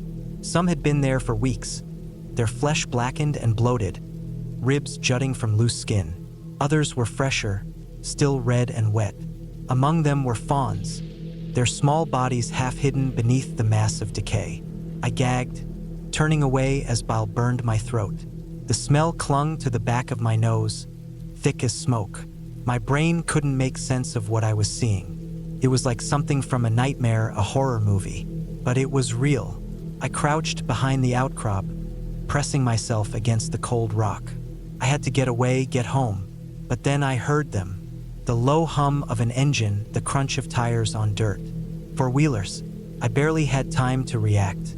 I dropped to my stomach and crawled beneath a low-hanging hemlock, pressing myself into the shadows. The needles scratched my arms, but I didn't move. The four-wheelers rolled to a stop just a few feet away. 2 men climbed off, dressed in camouflage jackets and muddy boots. Neither of them looked familiar, which was strange. I knew just about everyone who lived in our little town. There weren't many of us, just a handful of houses spread across miles of back roads. But these men were strangers. One of them pulled a cigarette from his pocket and lit it, the sharp smell of smoke cutting through the rot. The other man yanked 2 more deer off the back of his four-wheeler and dragged them to the edge of the cliff. He grabbed the first by its hind legs and heaved it over. The body landed with a wet thud. The second followed. I didn't breathe, didn't blink. I was no more than 15 feet from them, hidden only by the low branches of the hemlock. They talked, their voices low and casual, but I couldn't make out the words over the pounding of my own heart. One of them laughed. They stood there for a while, smoking, talking like this was just another day, like they weren't standing beside a mountain of corpses. Then, finally, they climbed back onto their four-wheelers and rode off, disappearing into the trees. I didn't move, not for a long time. My body felt frozen, my legs numb beneath me. The silence after they left felt almost as loud as the engines had been. The smell still hung in the air, thick and nauseating. I forced myself to move, crawling out from beneath the tree. My legs were shaky as I stood up. I kept my eyes on the ground, refusing to look at the pit again. I had seen enough. I ran. Branches slapped my face, snagged my jacket. I tripped over roots, caught myself, and kept going. My lungs burned. I didn't stop, didn't look back. I ran until I saw the familiar shape of my house through the trees. I burst into the kitchen, gasping, my face streaked with dirt and sweat. I told my parents everything. The deer, the men, the smell. My words tumbled over each other, but they didn't believe me. They were more angry than anything else. I wasn't supposed to be out that far. I wasn't supposed to be running off alone. I got a long lecture, grounded for a week. My dad told me I had too much of an imagination, that I had probably stumbled onto something else and let my mind exaggerate it. But I knew what I saw, so I told our neighbor, an older guy who had been hunting these woods his whole life. He listened carefully, nodding, his face serious, and then he said he'd talk to the game warden. A few days later, the warden came out to investigate. I didn't go with him, but I heard from the neighbor that he found the site. The pile of bodies, the cliff. He took photos, made reports, but they never caught the men. The dump site was eventually cleaned up, but for years, I never went back to that part of the woods. I still hiked, still wandered, but I never went too far, never let myself get lost again. Even now, I sometimes wonder who those men were, if they still dumped their kills somewhere deeper in the woods, beyond where anyone dares to go. And I wonder what would have happened if they had seen me that day, hiding just feet away under the hemlock tree.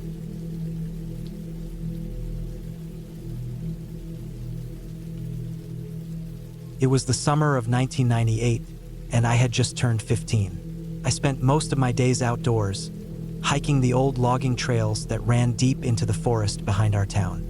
It was a small, quiet place, maybe 20 houses scattered along a 5-mile stretch of road.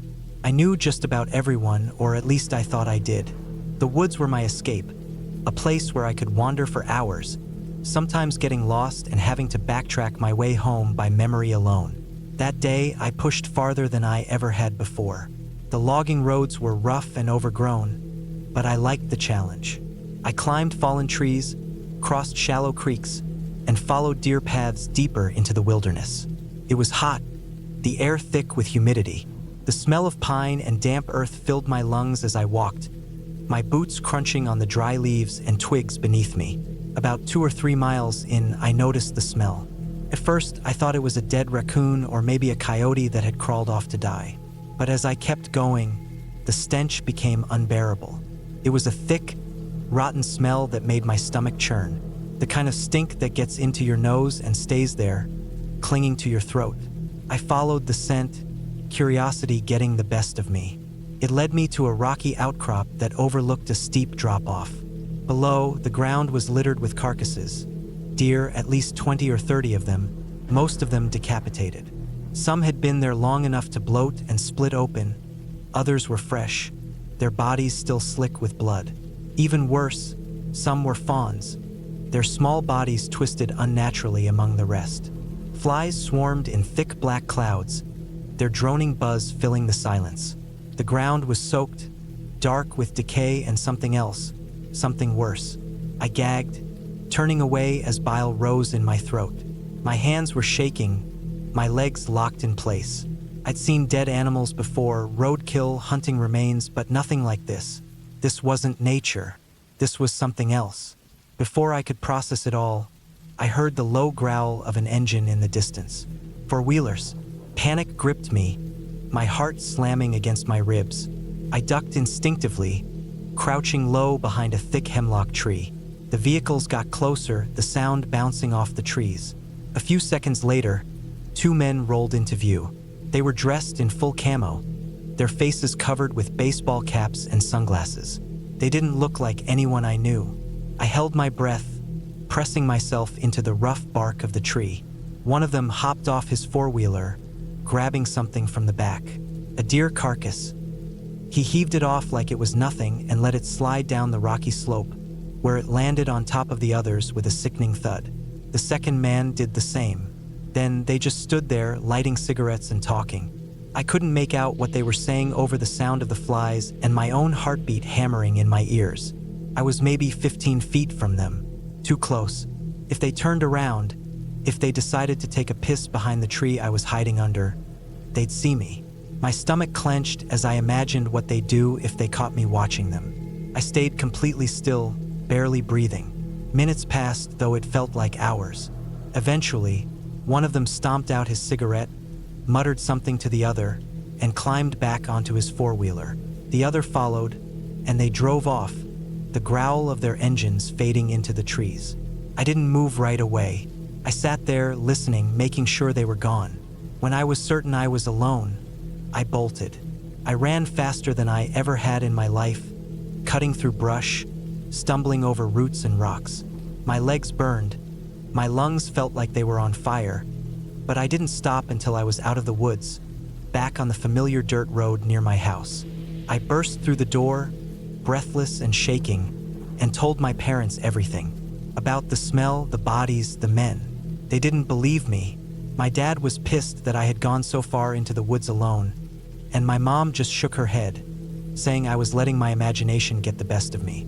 Frustrated, I turned to our neighbor, Mr. Callahan. He was a serious hunter, the kind of guy who knew every inch of the woods like the back of his hand. I told him what I saw, not leaving anything out. His face darkened. He didn't say much, just nodded and told me he'd take care of it. A few days later, I overheard my parents talking. Mr. Callahan had contacted the game warden, and they went out to investigate. They found the dump site just like I said, but whoever had been using it was gone. No sign of the four-wheelers, no fresh kills, nothing. They never caught the guys. No arrests, no leads. Just an empty clearing filled with rotting corpses, left behind to disappear into the earth. I never went back to those trails. I still hiked, but only in familiar places close to home. The woods didn't feel the same after that. They weren't just a place to explore anymore. They were a place where things happened, things that nobody wanted to talk about. Sometimes, when I'm driving down back roads or walking through the woods on a quiet evening, I think about that day, about the men, the deer, the smell. I wonder if they found another place, deeper in the forest, beyond where anyone would think to look.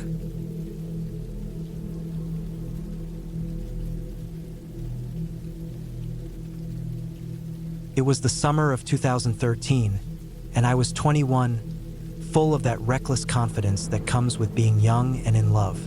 My boyfriend, Jake, and I had been together for a little over a year, and we spent most of our weekends exploring the outdoors. We lived in Oregon, surrounded by miles of deep forest, winding rivers, and endless hiking trails. There was something about being out in nature at night, away from the city lights and the noise of people, that made everything feel more intense, more alive. One night, we decided to visit this large park on the outskirts of town. It was well known for its hiking trails, and during the day, it was packed with families, dog walkers, and joggers. But at night, it was completely deserted. It was just past 11 when we pulled into the empty gravel lot near the entrance. The air was thick with the smell of damp earth and pine, and the only sounds were the distant rustling of leaves and the faint trickle of the nearby river. Jake had a thing for pushing boundaries, and I won't lie, I liked the thrill of it too. We wandered down one of the trails, guided only by the pale glow of the moon. After about 15 minutes, we reached a clearing, a picnic area with a few wooden tables scattered around. The river was just beyond, its surface shimmering faintly in the moonlight. The place was perfect, isolated, the kind of spot that felt like it belonged to us alone. We sat at one of the tables, talking and laughing, the cool night air wrapping around us.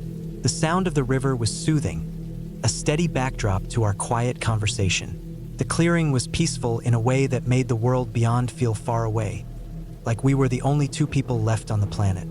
Felt safe, but then it wasn't. Jake was facing the tree line, his back to the river. I was facing the water, my body relaxed against his. We were caught up in each other, lost in the moment, when he suddenly went rigid. I felt it before I saw it, the way his whole body tensed, the sharp intake of his breath. "There's a man coming towards us," he said, his voice low and tight. At first, I thought he was messing with me, the kind of stupid joke he'd pull just to make me jump.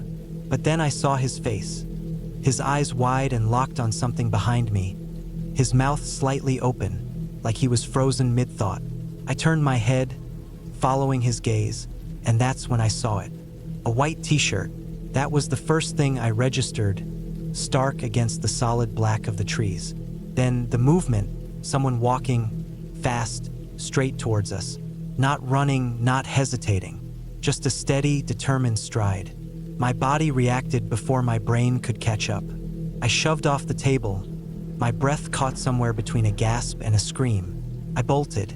I didn't look at Jake, didn't stop to see if he was following. I just ran. My feet hit the dirt trail hard, my heartbeat slamming against my ribs. The trees blurred past me. shadows twisting and stretching in my peripheral vision. Jake caught up within seconds, his footsteps pounding beside mine. Neither of us spoke. We didn't need to.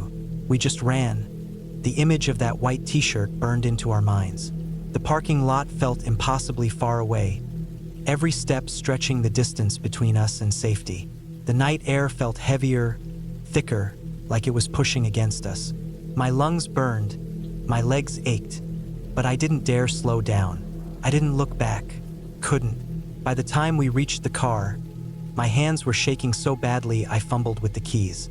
Jake ripped the door open, practically shoving me inside before slamming his own door shut. The car roared to life, the headlights cutting through the dark like a knife. He threw it into reverse, gravel crunching beneath the tires as we sped out of there, not daring to stop until we were miles away.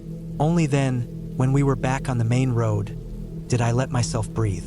I looked at Jake, his knuckles white against the steering wheel, his face pale and tight. We still hadn't said a word. What the fuck was that? I finally managed, my voice barely above a whisper. He shook his head, his eyes locked on the road. I don't know. He didn't say anything. He just walked straight at us. The thought made my stomach turn. No words, no hesitation, just movement. Like he knew we were there, like he had been waiting. We didn't go back to that park after dark again. Hell, we barely talked about it after that night. It was easier to pretend it was nothing, to push it away as just some creepy encounter that we got lucky to walk away from. But even now, years later, I can still see it, the flash of white in the darkness, the way he moved without a single sound. I don't go into the woods at night anymore. Not alone. Not ever.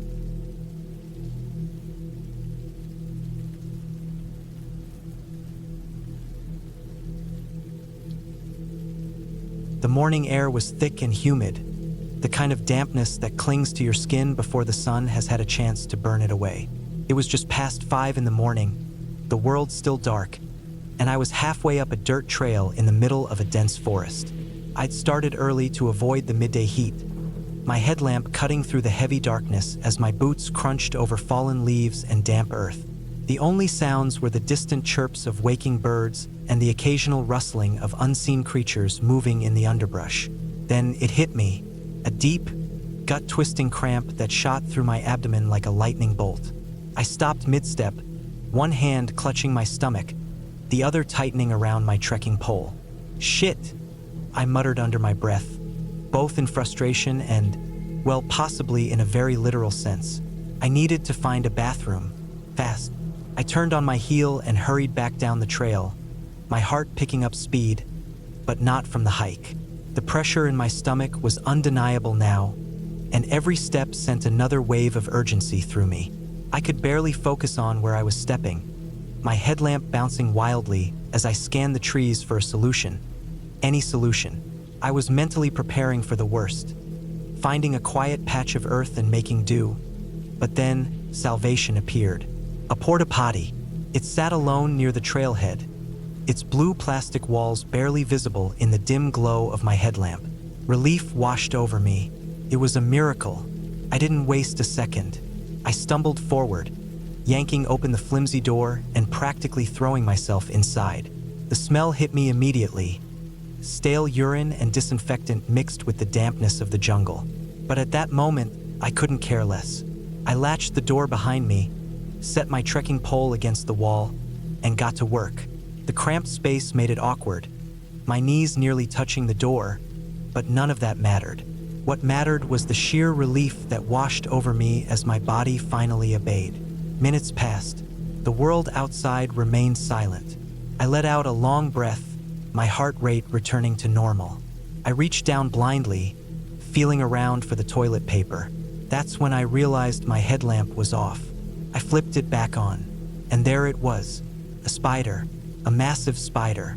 Its thick legs stretched wide, its body a bloated mass of yellow and black, its beady eyes catching the beam of my headlamp and reflecting it back at me. My breath caught in my throat, my entire body locked up. It clung to the back corner of the porta potty, mere inches from where my head had been moments before. I wasn't afraid of spiders, not normally, but this thing was on another level. Its legs twitched, Its body shifted, and I felt a shiver run down my spine. The sheer size of it was enough to make my stomach flip all over again. It had to be at least 5 inches across, maybe bigger. Slowly, carefully, I reached for the toilet paper again, my eyes never leaving the spider. I moved inch by inch, my fingers trembling slightly as they neared the roll. Then, my headlamp shifted, the light landing directly on the spider's body. It moved. Not just moved, it exploded into motion. It darted in circles, its legs scrambling against the plastic walls, moving so fast I could barely track it. I jolted in place, my own body reacting before my brain could catch up. My hand shot back, my breath came out in a sharp gasp. The spider was losing its mind, skittering around the small space in a blind panic. Then it happened. In its frantic state, the spider launched itself downward, right onto my bare thigh. Time slowed. For a second, neither of us moved. Then it bolted, straight into my underwear. I lost my mind. Pure, unfiltered panic took over. I started wiggling, jerking, trying anything to make it leave.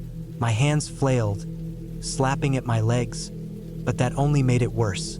The spider, equally as horrified, climbed higher, running up my leg toward my stomach. I couldn't think, couldn't breathe.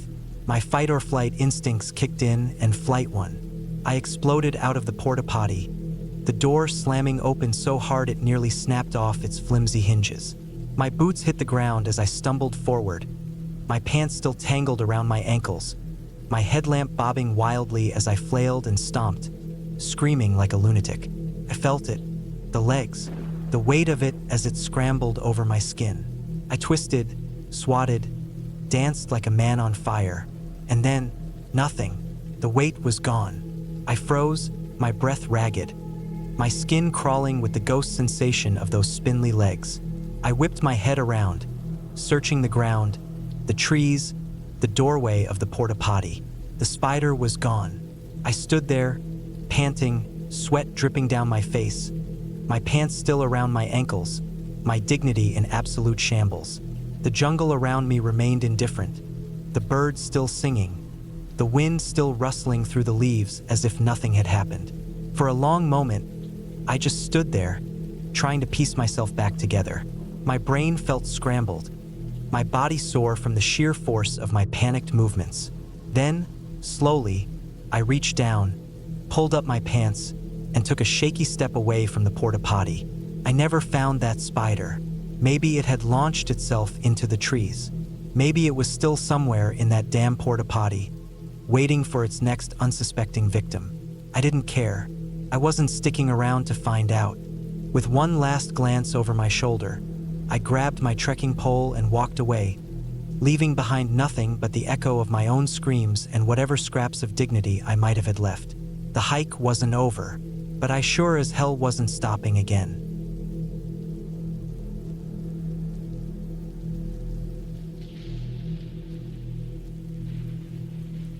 I don't remember why we chose that place. Maybe because it was remote. Maybe because we had been there before and never had problems. But that night, something was different. It was colder than I expected for early fall. The air too still, like the trees were holding their breath. We had started our hike late, sometime after sunset. It was me, Mark, and Lucas, just 3 guys looking to stretch our legs on an old logging trail before heading back to our cars. It wasn't supposed to be anything serious, just a quick out and back to shake off the week's stress. We had done hikes like this before, and this one wasn't supposed to be any different. The path was narrow, cut through thick undergrowth that made it feel more enclosed than it really was. Our headlamps cut through the darkness in harsh white beams, casting long shadows that flickered when we moved. The sound of our boots crunching on dirt and leaves was the only thing breaking the silence at first. But after about a mile, other noises started. It was mostly what you'd expect. A distant owl hooting, the occasional rustling in the brush, probably a raccoon or something. But then there was the snapping. It was loud, like someone breaking thick branches just out of sight. Mark stopped first, shining his light toward the trees. Nothing. We stood still, listening. Another crack, farther off this time. Maybe it was an animal, we figured, so we pushed on. The noise followed us. At first, it was subtle. A branch breaking here, some leaves shifting there. Could have been coincidence. But then it started getting closer. The cracks became sharper, as if something big was moving through the undergrowth. Lucas muttered that it was just a deer, but he didn't sound sure. We picked up our pace. When we reached the turnaround point, we stopped for a quick break. Mark pulled out his water bottle. Lucas checked his phone. I just stood there, feeling a weight pressing down on my chest. It wasn't exhaustion. It was something else, something I couldn't explain. Then, just as we started heading back, I heard it. Steps. Not the uneven, random movements of an animal, but deliberate, slow, measured. I turned my headlamp toward the trees, but the light only went so far before getting swallowed by the blackness. I didn't see anything, but I could feel it. Something was there. We moved faster, barely talking. The trail felt longer on the way back, like we had hiked twice the distance. The sound of something trailing us never let up. Every few minutes, there was another snap, a shuffle, a crunch of leaves. Whatever it wasn't trying to stay hidden. It wanted us to know it was there. We were almost running by the time we saw the parking lot. The sight of our cars should have been a relief, but instead, my stomach dropped. My SUV was covered in prints. They stretched across the hood, up the windshield, over the roof. They weren't human. They weren't animal. They were just wrong.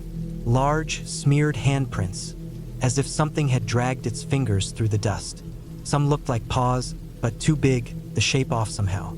Others seemed almost human, but the fingers were too long, the proportions unnatural. Lucas cursed. Mark backed away, his face pale. None of us wanted to get closer, but we had no choice. We had to leave. I unlocked my doors, my hand shaking. The prints went down the side, fading near the handle as if whatever had been touching my car had paused, maybe hesitated before stopping. The thought made my skin crawl. I checked the back seat before getting in. It was empty. Still, I didn't feel safe. The drive back was silent.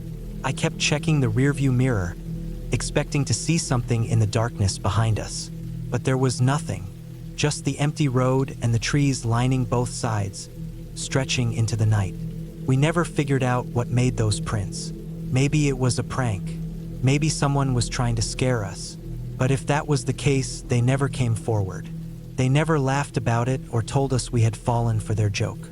And I still wonder about the footsteps we heard. They never stopped.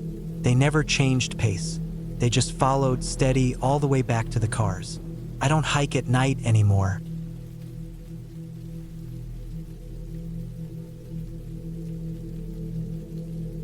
I should have turned back when I had the chance. Everything in my gut told me not to go. The moment I parked my truck at the trailhead, something felt off. I looked around, scanning the empty gravel lot. No other cars, just mine. That wasn't unusual, but it still gave me a bad feeling. I stepped out and adjusted my pack, checking the straps. It was late September, the air just starting to get that bite of autumn. The trail was supposed to be about 10 miles total, and out and back leading up to a ridge with a great view of the valley. I'd done it before, but not alone. My buddy, Dan, was supposed to come with me, but he backed out last minute. Something about his kid's soccer game. I almost didn't go, but I needed the time away, and this hike had been on my list for weeks. I locked the truck and started up the trail. It was quiet, aside from the occasional rustle of squirrels darting through the brush. The first few miles were easy, mostly flat with a few rolling hills. The trees were thick, branches reaching overhead and blocking out most of the sunlight. The deeper I went, the heavier the air felt, like the woods were closing in around me. A couple of miles in, I stopped for water. That's when I noticed the footprints. Fresh ones, leading the same way I was going. They weren't from boots, sneakers, maybe. The treads were shallow, and they looked new. I hadn't seen anyone else, and with no cars in the lot, I couldn't figure out where they came from. I kept moving, brushing it off. It wasn't unheard of for people to camp out overnight.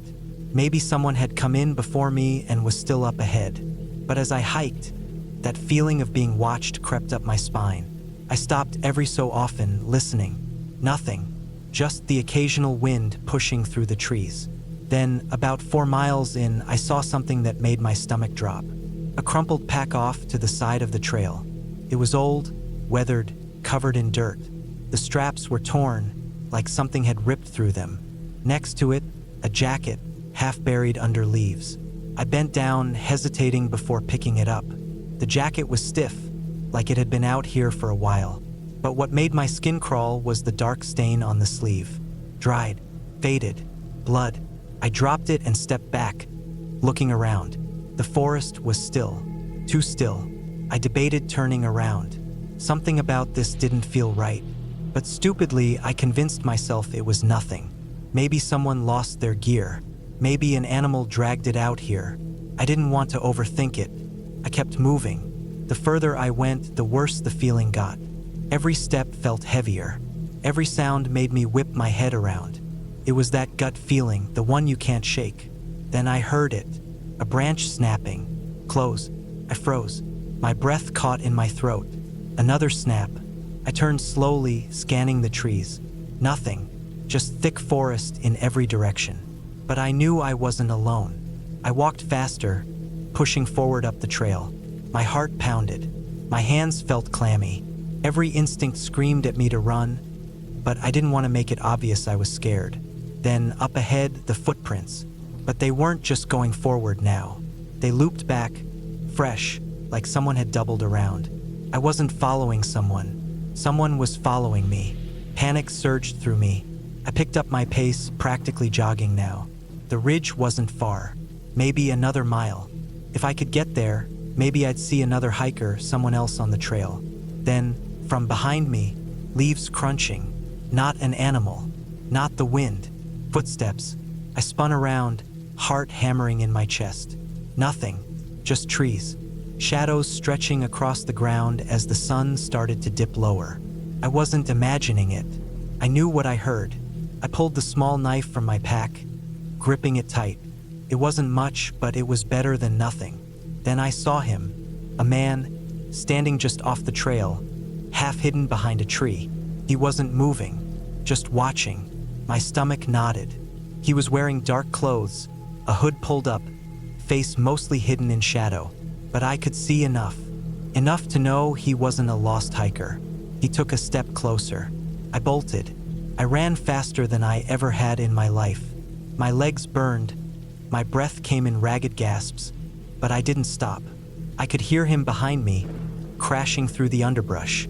The ridge was close. So close. Then, pain exploded in my side. I hit the ground hard, the impact knocking the wind out of me. My knife flew from my grip, landing somewhere in the dirt. He was on me before I could react, a knee pressing into my chest. I struggled, trying to shove him off, but he was stronger. His hands went for my throat, squeezing. My vision blurred. Then, a sound. Distant. Voices. He heard it too. He froze, then turned his head toward the noise. That split second was all I needed. I slammed my knee into his stomach, throwing my full weight against him. He stumbled, giving me just enough time to scramble free. I didn't look back. I ran, lungs burning, legs aching. I burst out onto the ridge, where 2 hikers stood near the overlook. They turned, startled by my sudden appearance. I gasped out, Someone's back there." They looked past me, down the trail, but he was gone. The police came. They searched, but they found nothing. No footprints, no sign of him, like he was never there at all. But I knew better. He was there, and he was waiting.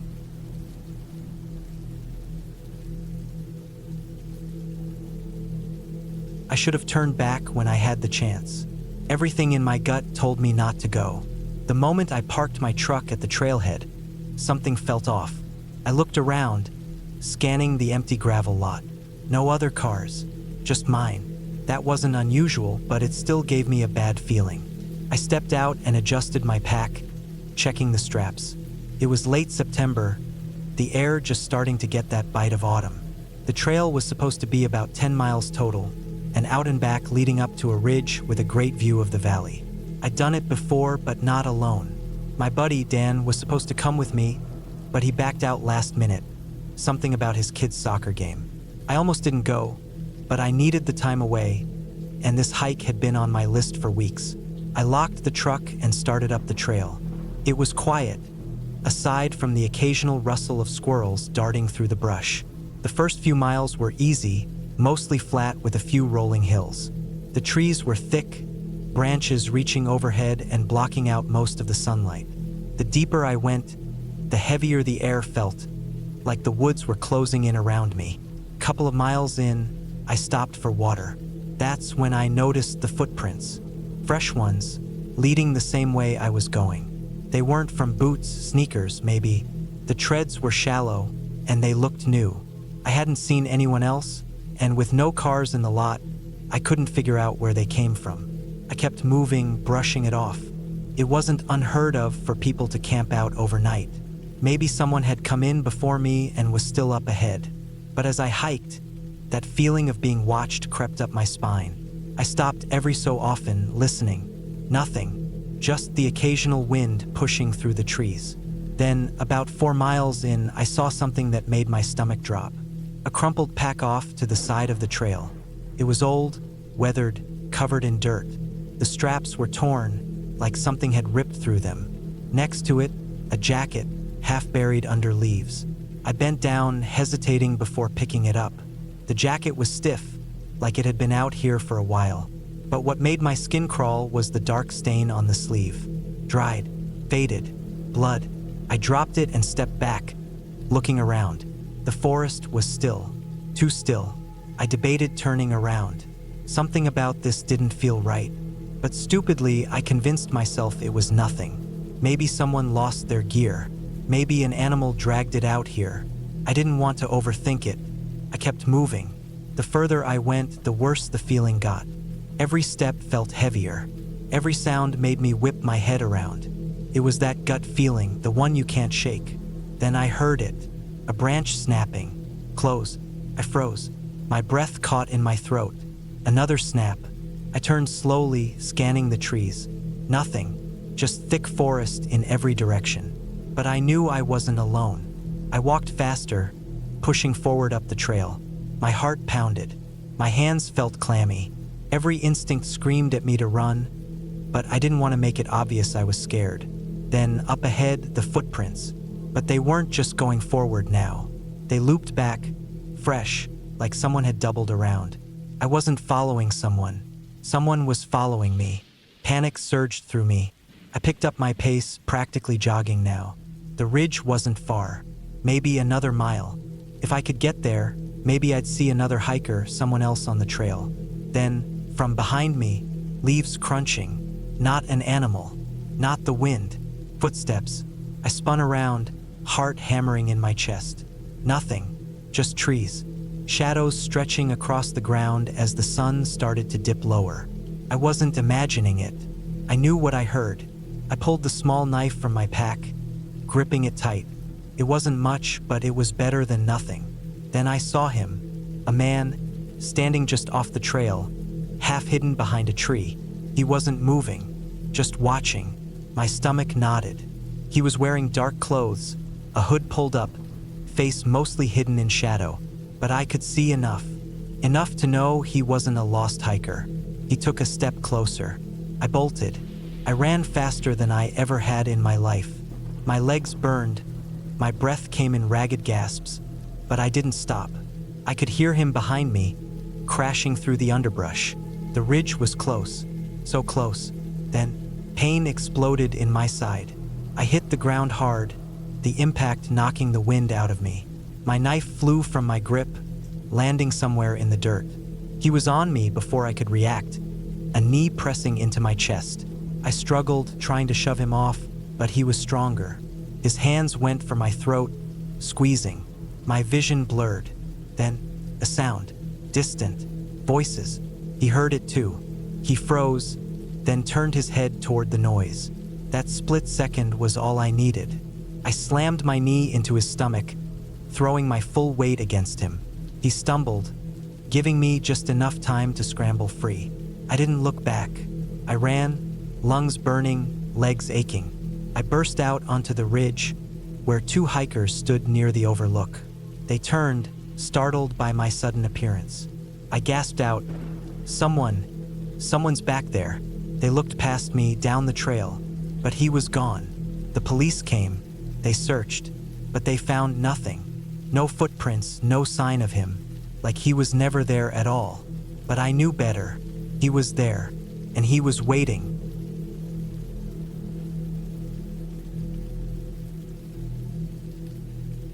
It was the summer of 2013, and I was 21, full of that reckless confidence that comes with being young and in love. My boyfriend, Jake, and I had been together for a little over a year, and we spent most of our weekends exploring the outdoors.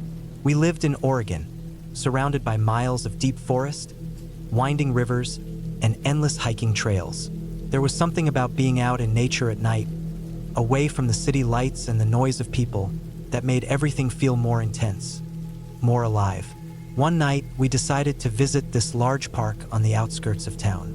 It was well known for its hiking trails, and during the day, it was packed with families, dog walkers, and joggers. But at night, it was completely deserted. It was just past 11 when we pulled into the empty gravel lot near the entrance. The air was thick with the smell of damp earth and pine, and the only sounds were the distant rustling of leaves and the faint trickle of the nearby river. Jake had a thing for pushing boundaries, and I won't lie, I liked the thrill of it too. We wandered down one of the trails, guided only by the pale glow of the moon. After about 15 minutes, we reached a clearing, a picnic area with a few wooden tables scattered around. The river was just beyond, its surface shimmering faintly in the moonlight. The place was perfect, isolated, the kind of spot that felt like it belonged to us alone. We sat at one of the tables, talking and laughing, the cool night air wrapping around us. The sound of the river was soothing, a steady backdrop to our quiet conversation. The clearing was peaceful in a way that made the world beyond feel far away, like we were the only two people left on the planet. Felt safe, but then it wasn't. Jake was facing the tree line, his back to the river. I was facing the water, my body relaxed against his. We were caught up in each other, lost in the moment, when he suddenly went rigid. I felt it before I saw it, the way his whole body tensed, the sharp intake of his breath.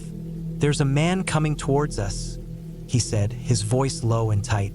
At first, I thought he was messing with me, the kind of stupid joke he'd pull just to make me jump. But then I saw his face, his eyes wide and locked on something behind me, his mouth slightly open, like he was frozen mid-thought. I turned my head, following his gaze, and that's when I saw it. A white t-shirt. That was the first thing I registered, stark against the solid black of the trees. Then the movement, someone walking, fast, straight towards us. Not running, not hesitating, just a steady, determined stride. My body reacted before my brain could catch up. I shoved off the table. My breath caught somewhere between a gasp and a scream. I bolted. I didn't look at Jake, didn't stop to see if he was following. I just ran. My feet hit the dirt trail hard, my heartbeat slamming against my ribs. The trees blurred past me, shadows twisting and stretching in my peripheral vision. Jake caught up within seconds, his footsteps pounding beside mine. Neither of us spoke. We didn't need to. We just ran. The image of that white t-shirt burned into our minds. The parking lot felt impossibly far away, every step stretching the distance between us and safety. The night air felt heavier, thicker, like it was pushing against us. My lungs burned, my legs ached, but I didn't dare slow down. I didn't look back, couldn't. By the time we reached the car, my hands were shaking so badly I fumbled with the keys. Jake ripped the door open, practically shoving me inside before slamming his own door shut. The car roared to life, the headlights cutting through the dark like a knife. He threw it into reverse, gravel crunching beneath the tires as we sped out of there, not daring to stop until we were miles away. Only then, when we were back on the main road, did I let myself breathe. I looked at Jake, his knuckles white against the steering wheel, his face pale and tight. We still hadn't said a word. "What the fuck was that?" I finally managed, my voice barely above a whisper. He shook his head, his eyes locked on the road. "I don't know." He didn't say anything. He just walked straight at us. The thought made my stomach turn. No words, no hesitation, just movement. Like he knew we were there, like he had been waiting. We didn't go back to that park after dark again. Hell, we barely talked about it after that night. It was easier to pretend it was nothing, to push it away as just some creepy encounter that we got lucky to walk away from. But even now, years later, I can still see it. The flash of white in the darkness, the way he moved without a single sound. I don't go into the woods at night anymore. Not alone. Not ever.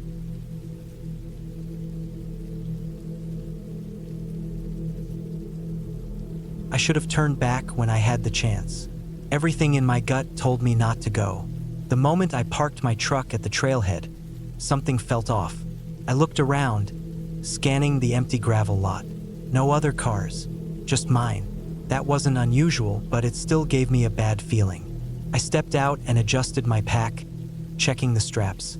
It was late September, the air just starting to get that bite of autumn. The trail was supposed to be about 10 miles total, and out and back leading up to a ridge with a great view of the valley.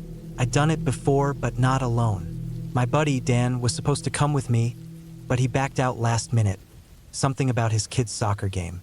I almost didn't go, but I needed the time away, and this hike had been on my list for weeks. I locked the truck and started up the trail. It was quiet, aside from the occasional rustle of squirrels darting through the brush. The first few miles were easy, mostly flat with a few rolling hills. The trees were thick, branches reaching overhead and blocking out most of the sunlight. The deeper I went, the heavier the air felt, like the woods were closing in around me. A couple of miles in, I stopped for water. That's when I noticed the footprints. Fresh ones, leading the same way I was going.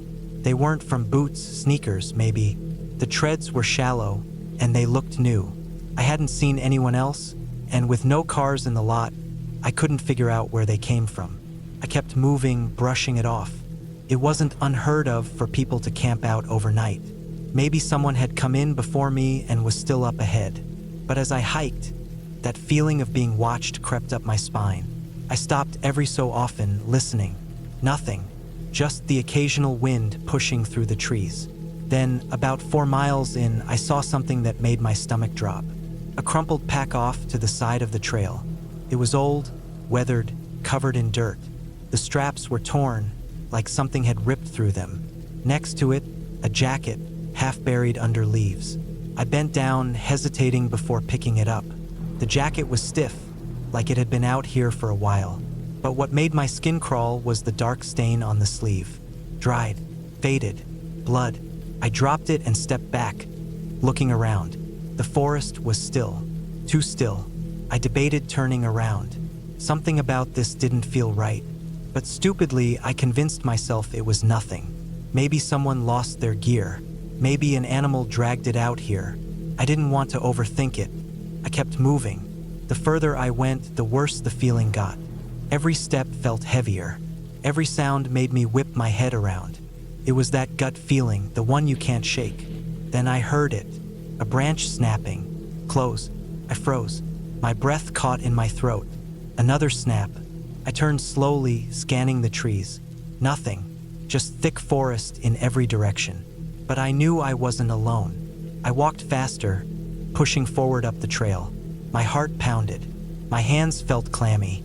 Every instinct screamed at me to run, but I didn't want to make it obvious I was scared. Then, up ahead, the footprints. But they weren't just going forward now.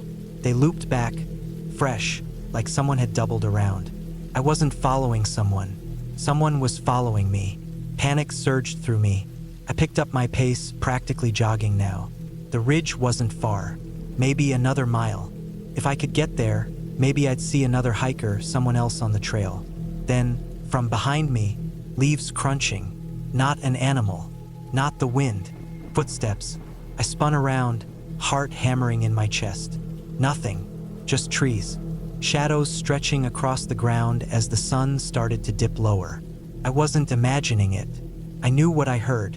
I pulled the small knife from my pack, gripping it tight.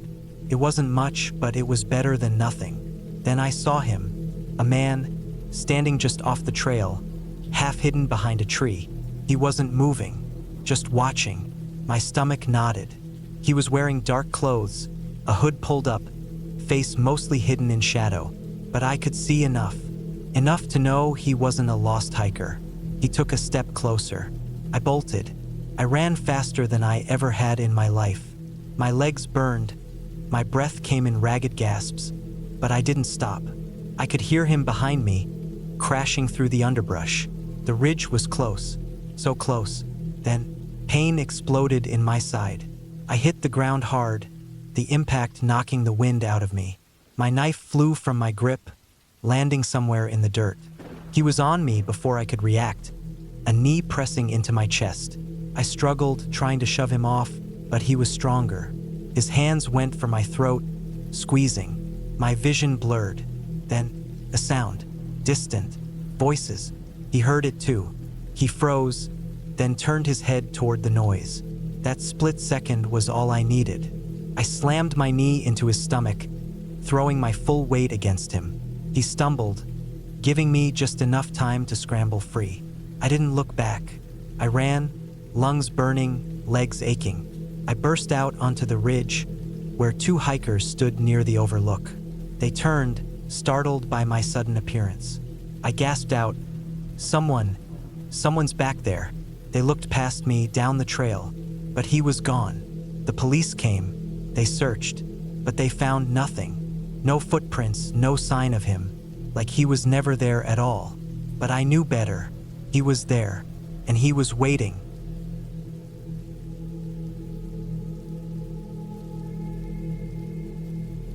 I don't remember why we chose that place. Maybe because it was remote. Maybe because we had been there before and never had problems. But that night, something was different. It was colder than I expected for early fall. The air too still, like the trees were holding their breath.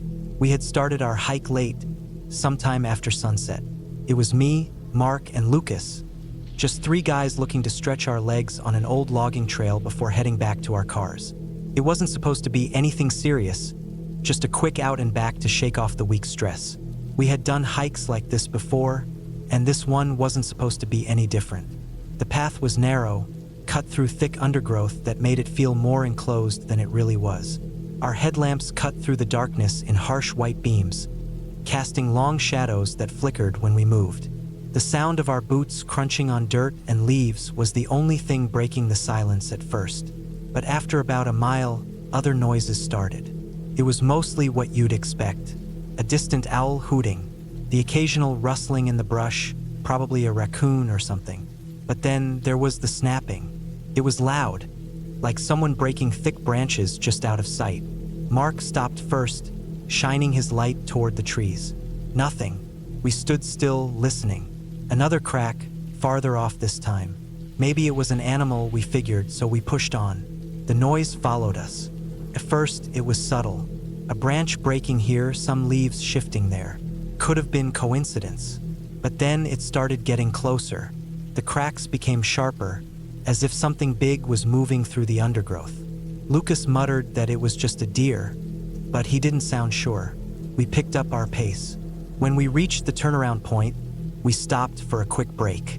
Mark pulled out his water bottle. Lucas checked his phone. I just stood there, feeling a weight pressing down on my chest. It wasn't exhaustion. It was something else, something I couldn't explain. Then, just as we started heading back, I heard it. Steps. Not the uneven, random movements of an animal, but deliberate, slow, measured.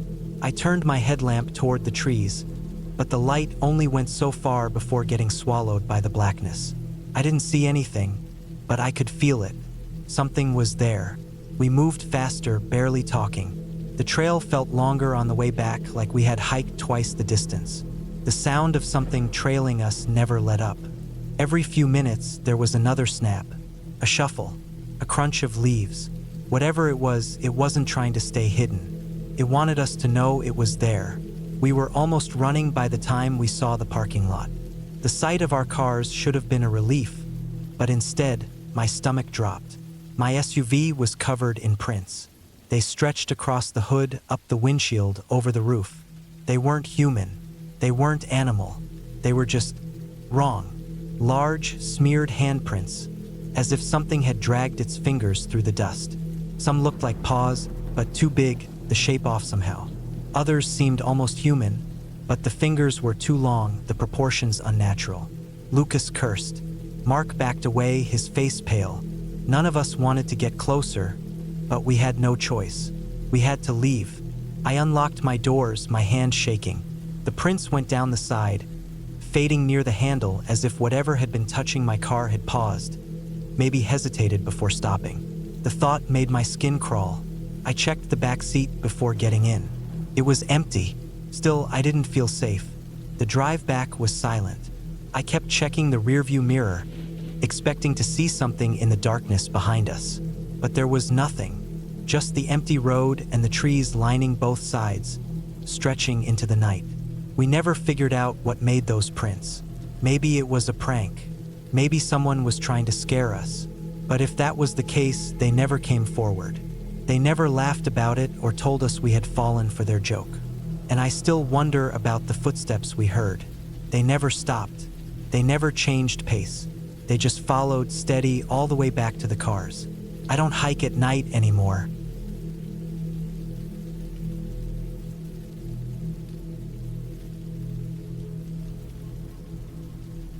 It was the fall of 2006, and I was working the late shift at a small diner in a quiet town. I was 26 at the time, just trying to get by, working whatever hours I could to make rent. Normally, I clocked out at 7 p.m. and walked home while the last bits of daylight still clung to the sky. The route I took was simple, a shortcut along a dirt trail behind the train tracks, cutting through a strip of wooded land that separated the neighborhood from the main road. It saved me at least 10 minutes, and I liked avoiding the rush of traffic. That night, though, things were different. A coworker had called in sick, and my boss asked if I could cover half their shift. It was extra cash, so I agreed. I didn't think much about it at the time. I left work just after 11 p.m., exhausted but eager to get home. The town wasn't dangerous, but it wasn't exactly friendly either. It was one of those places where people kept to themselves.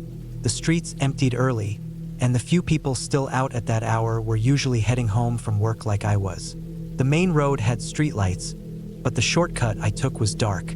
I had walked it hundreds of times before, but as I stepped onto the trail that night, I immediately felt uneasy. The darkness seemed thicker than usual, the trees more imposing. I pulled my jacket tighter around me and quickened my pace. Halfway down the trail, just as I was nearing the railroad tracks, I spotted something ahead, someone lying on the ground beside a bicycle. At first, I thought maybe he had crashed, maybe he was drunk or injured. He was moaning, but something about it felt off. It was exaggerated, the kind of sound a kid makes when pretending to be sick to get out of school. I slowed down, but I didn't stop. Something wasn't right. The bike was standing perfectly upright on its kickstand. If he had fallen, why would he take the time to set his bike up before collapsing? Then he saw me. His head turned slightly, just enough for me to catch the pale gleam of his face in the dim light filtering through the trees. "Hey, man," he called out, his voice strained. "Help me out." Something in my gut screamed at me to keep walking. I didn't answer. I just turned toward the street, deciding to take the longer route after all. The moment I turned my back, I heard the shuffling. Then, suddenly, his voice changed completely. Gone was the weak, pitiful tone. Instead, I heard raw aggression. "I'm gonna kill you, motherfucker." I whipped my head around. He had jumped onto his bike, pushing off the ground with force, pedaling straight for me. My body moved before my brain did. I bolted up the incline toward the railroad tracks. My heart pounded so hard I could hear it in my ears. My legs burned, but I pushed forward. Behind me, the sound of tires skidding on dirt grew louder. I could hear him breathing hard, pushing himself faster. I reached the tracks and leaped over them just as I heard the sickening crunch of metal against metal. A sharp yelp followed, a real, genuine cry of pain. I turned just in time to see him flying over his handlebars, his body twisting in the air before slamming into the ground with a heavy thud. His bike clattered beside him. For a moment, everything was silent except for his groans. This time, they were real. I stood there, breathing hard, watching him writhe in pain. His hands clutched his arm, which was bent at a weird angle. He looked dazed, struggling to sit up. I didn't stick around. I sprinted toward the nearest gas station, where a payphone stood outside. My hands were shaking as I fished a few coins from my pocket and dialed 911. When the dispatcher answered, I kept my voice steady, explaining what had happened. Within minutes, a patrol car arrived. An officer stepped out, a middle-aged guy with tired eyes like he had seen this all before. He asked me what happened, and I told him everything, the fake moaning, the threat, the chase, the crash. When I finished, the cop sighed and shook his head. Yeah, we know this guy, he said. Local idiot. He pulls this shit all the time, tries to scare people into giving up their wallets. Only problem is, he's not very good at it. I told him the guy had threatened to kill me. The cop actually chuckled. He says that to everyone. Never has a weapon, never actually hurts anyone. Just a dumbass who keeps getting himself hurt instead. They took him away, and I walked the rest of the way home, still feeling the adrenaline coursing through me. I didn't take that trail again after that night. Not because I was scared, but because I had learned my lesson. Some shortcuts aren't worth it. After that, I always stuck to the main road, even if it took a little longer. Looking back, I think about how close I came to something worse happening. If I had stopped, if I had let my guard down, who knows what he would have done. But I didn't, and that was the difference between making it home that night and becoming just another victim. In the end, he got what was coming to him, and I never looked back.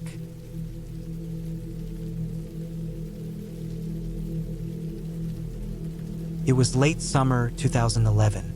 I was 17 and so were my three friends, Mike, Jared, and Olivia. We had been talking about the meteor shower for weeks. The plan was simple. Drive out to Red Rock Trail, hike to the summit, and watch the sky light up.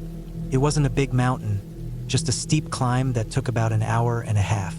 None of us thought twice about doing it at night. We had hiked it before during the day and figured it would be even better under the stars. We got to the trailhead just after 9, parked Mike's old Honda in the lot, and started up. We had flashlights, but the moon was bright enough that we didn't use them much. The woods were quiet, just the occasional rustle in the underbrush and the sound of our feet on dirt and rock. We were about halfway up when we stopped for a break. That's when we noticed him. A man, maybe mid-30s, standing about 50 feet down the trail. He was walking in our direction, slow and steady. The weird part, he was wearing a suit. Not a hiking outfit, not even casual clothes, an actual black business suit with polished shoes that didn't belong on a dirt path. No backpack, no flashlight. Just him moving toward us like it was the most normal thing in the world. We looked at each other. No one said anything, but we all felt it. This was off. We weren't used to seeing people up here at night, let alone someone dressed like that. We figured maybe he had gotten lost, or maybe he was on something. Either way, we didn't want to stick around and find out. We picked up our pace and kept moving. Every so often, I glanced back. He was still there, closer, maybe 20 feet now. He wasn't struggling, wasn't out of breath, just walking, keeping pace. By the time we stopped again, he was barely 10 feet behind us. We didn't want to overreact, so we stood there, waiting to see if he'd pass us. He didn't. Instead, he stopped and smiled. "You here for the meteor shower?" he asked. None of us answered. He wasn't out of breath, not even sweating. His shoes had to be ruined, but he didn't seem to care. After a second, he added, "Mind if I walk with you?" It wasn't really a question. He just started walking again, right alongside us. Olivia was tense. I could see it in the way she hugged her arms around herself. The guy stayed way too close to her, his shoulder nearly brushing hers, like he was trying to inhale her scent. I glanced at Jared. He saw it too. So did Mike. None of us knew what to do. It was 4 against 1, sure, but something about this guy didn't sit right. We reached the summit and sat down on a flat rock, pretending like everything was normal. The guy sat too, right next to Olivia. Too close.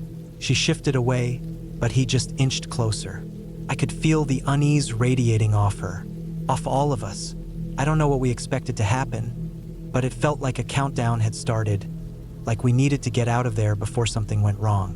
I cleared my throat and stood up, "Hey, we gotta head back down," I said, trying to sound casual.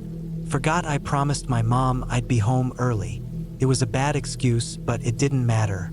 We all got up fast, brushing dirt off our jeans. The guy didn't argue. He just sat there watching us, smiling. We didn't run, not right away. We walked, moving faster than before, glancing back every few seconds. The moment we were out of sight, we booked it. Full sprint. No talking, no stopping. Just the sound of our shoes slamming against dirt and our own ragged breathing. We thought we were in the clear. Then Jared looked back and screamed. The guy was running, not jogging, sprinting, full speed down the same rocky path we were on, a long branch in his hands. Not like a walking stick, like a weapon. We pushed harder, nearly tumbling over ourselves to get back to the car. Mike was ahead, fumbling with his keys before we even reached the lot. We piled in, slammed the doors, and locked them. Mike turned the key. The engine stuttered. For one horrible second, I thought it wouldn't start. Then it did. Headlights flicked on, illuminating the trailhead. The guy was there, right at the edge of the lot, panting, his eyes locked onto us. He was still holding the branch. I don't know what he planned to do with it, and I don't want to know. Mike threw the car into reverse so fast the tires skidded on gravel. We were out of there, flying down the winding road, not slowing until we hit town. No one spoke. Olivia was shaking. Jared kept swearing under his breath. I kept looking out the back window, half expecting to see him in the rearview mirror. We didn't go home right away. We pulled into a gas station, sat there for a while, trying to make sense of what happened. We convinced ourselves he was just some drugged-out weirdo, that we'd overreacted. Then, 2 days later, Olivia sent us a link. The news article was short. A man had strangled his wife that same night. Later, he killed another woman on a hiking trail. The Red Rock Trail. Our trail. The description?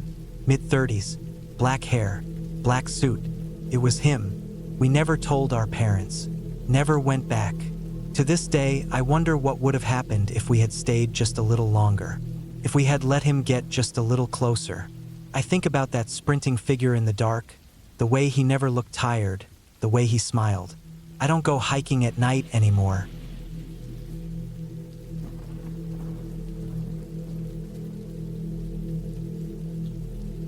It was the summer of 2009, and I was 15 years old. My dad and I had gone camping at a remote site in the northern part of Washington state, deep in the mountains where the trees grew thick, and the air smelled like pine and damp earth. We had been planning the trip for weeks, just the two of us, a father-son weekend away from everything. The campground was nearly empty, just a few other sites occupied, but far enough apart that we felt completely alone. There was a lake right next to the grounds, still and dark, reflecting the towering trees that surrounded it. My dad had read about a waterfall somewhere deep in the woods beyond the lake, and that was our plan for the evening. A short hike before dusk to see it. We didn't follow a marked trail. My dad had a decent sense of direction and figured we could bushwhack our way through, keeping the lake in sight so we wouldn't get lost. The forest was dense but beautiful. The sounds of birds, the rustling of leaves in the breeze, and the occasional splash of fish jumping in the lake made it feel peaceful. About 20 minutes in, we came across something strange. A slash pile, branches and logs stacked up, probably left by some old forestry work. That wasn't the odd part. Sitting right on top of the pile was a small child's shoe. It was old, weathered, and covered in dirt. My dad picked it up, turning it over in his hands before setting it back down. We didn't say much about it, but I could tell it unsettled him. It definitely unsettled me. There was no sign of anyone else out here, and the shoe looked like it had been there for a long time. We kept walking. The forest grew thicker, the undergrowth pressing in, making it harder to move. The sun was starting to dip lower, and the golden light filtering through the trees cast long shadows. We came to a small clearing, a break in the trees where the ground was covered in soft moss. My dad stopped and said he needed to take a leak. I turned away, facing the other side of the clearing, giving him some privacy. That's when I heard it. A child's voice, clear as day. "I'm over here." I froze. My heart hammered in my chest. I turned my head slightly, glancing at my dad over my shoulder. He was staring at me, his expression confused and uneasy. "You say something?" he asked. I shook my head. "No." We stood there for a moment, listening. The woods were quiet, too quiet. The usual rustling of leaves, the distant chirping of birds. All of it was gone. My dad swore under his breath. "Maybe someone's lost." We spent the next half hour searching. We called out, listened, walked in circles through the trees. There was no answer, no footprints, nothing. Eventually, my dad decided we needed to head back. The sun was sinking fast, and neither of us wanted to be out here in the dark. That's when we started hearing something else. Twigs snapping behind us, the rustling of bushes, the sound of something moving through the woods, keeping pace with us. We'd stop and it would stop. We'd walk and it would start again.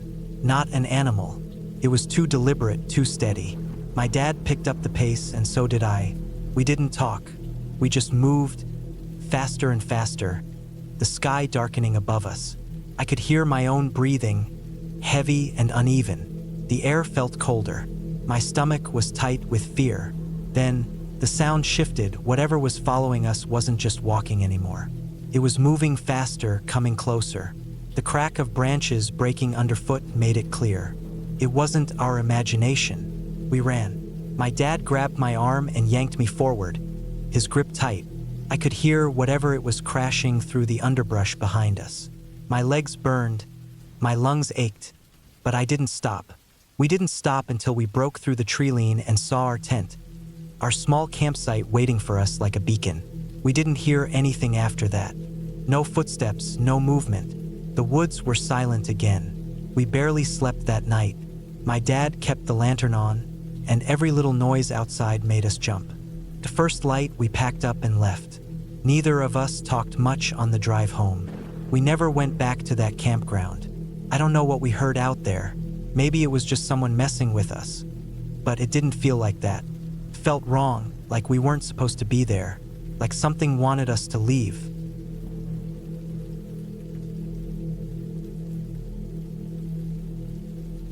I don't know why I went alone that day. Maybe I just needed space, or maybe I wanted to prove to myself that I could handle it. I had hiked plenty of times before, but never on this trail. It was a lesser-known route about 20 miles from town, weaving through dense woods and rocky hills. The kind of place where you wouldn't see another person for miles. Perfect for clearing your head or disappearing without a trace. The day started normal. I parked at the empty trailhead, double-checked my gear, and started up the path. The first few miles were peaceful. Sunlight filtered through the trees, birds called to each other, and the crisp air made me feel awake and alive. I wasn't in a hurry. I took my time, stopping to snap pictures of the view, drink some water, and just enjoy the solitude. But about an hour in, I noticed something that felt off. At first, it was just a vague unease, like I was being watched. I brushed it off as paranoia and kept going. The trail grew narrower and rockier, winding around a steep hillside. That's when I saw the first sign of trouble: footprints. Fresh ones, but they weren't normal hiking boots. The treads were inconsistent, like whoever made them was switching shoes or walking in a weird way. And they weren't going in one direction. They crisscrossed over themselves, leading off the trail, looping back. It didn't make sense. I told myself it was nothing, just another hiker messing around. Maybe someone exploring off-trail. But my gut told me otherwise. I kept walking, my pace a little faster now. I told myself I'd hike another mile, then turn back. But as I rounded a bend, I stopped dead. Up ahead, tucked between two trees, was a backpack. It was old, faded, and torn, like it had been there for months. But the way it was positioned, neatly set against the trunk, felt deliberate. I didn't touch it. I just stood there, heart pounding. Was someone living out here, watching me? That's when I heard it. A branch snapping, not far behind me. I turned fast, scanning the trees. Nothing. No movement. No animals. Just silence.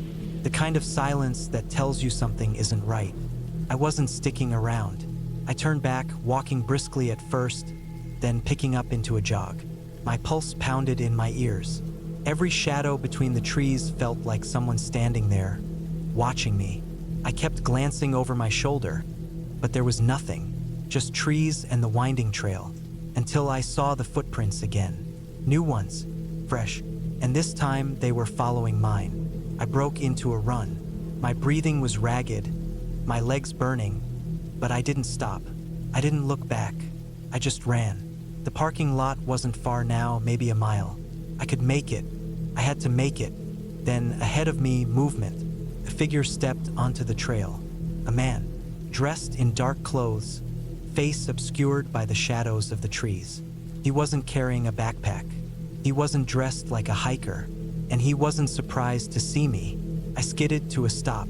My mind raced. I could turn and run back. But to what? Someone behind me? My only chance was to act like I wasn't scared, like I belonged here. I forced my breathing to slow and started walking, keeping my eyes locked on him. "Nice day for a hike," he said. His voice was calm, too calm.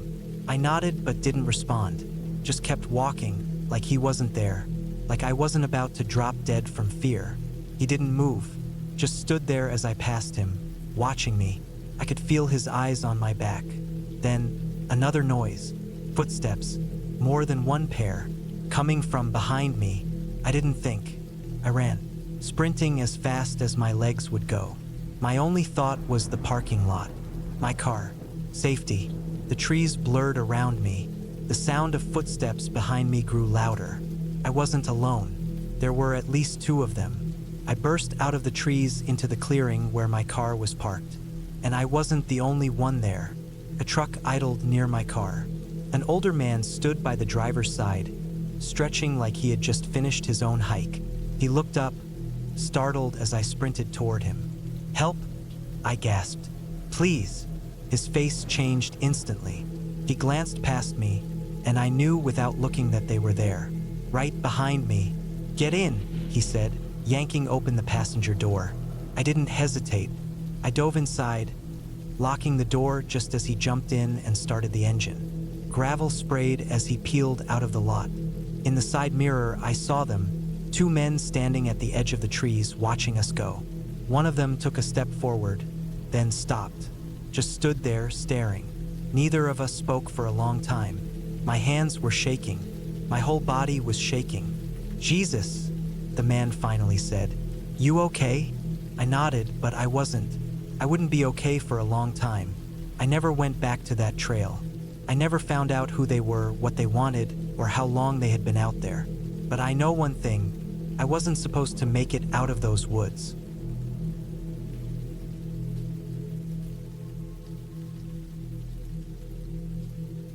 I always liked going for walks late at night.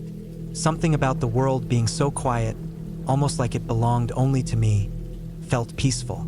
No cars rushing past, no people making noise, just the hum of distant streetlights and my own footsteps echoing on the pavement. It was the summer of 2018, and I had been taking these late-night walks for months. Most nights, nothing happened. Maybe a stray cat would dart across the street, or I'd spot another night owl taking a smoke break outside their house. That was it. Harmless. But one night, everything changed.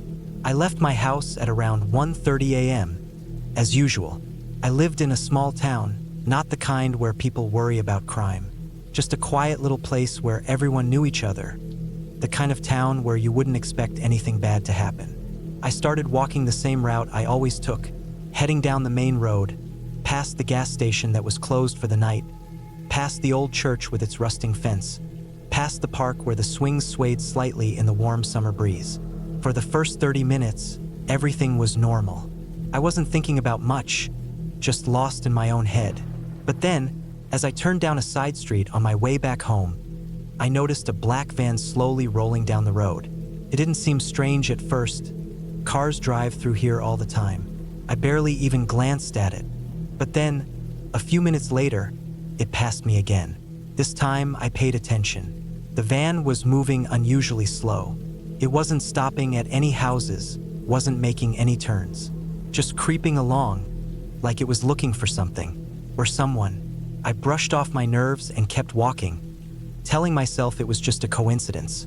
But still, I made a mental note to be more aware. Then, about 10 minutes later, I saw it again. That was when my stomach dropped. There was no mistaking it now, it was the same black van. I was sure of it. The thing that really got me, though, was that it had no license plates, not even temporary tags. Just a plain, unmarked black van driving around in the middle of the night. Now, I was scared. I picked up my pace, trying to act casual, but my heart was hammering in my chest. The street I was on wasn't well lit, and I felt exposed, like I was being watched. I turned onto another road, hoping to lose them. But a few minutes later, I heard an engine behind me. I glanced back. The van was there again. This time, it stopped a few houses ahead of me, just sitting there in the middle of the road. The engine rumbled softly, but the driver didn't get out. They didn't roll down a window. Nothing. Just waited. Every instinct in my body screamed at me to run. I turned around and bolted. I didn't care how obvious it was. I sprinted down the street, my breathing loud in my ears.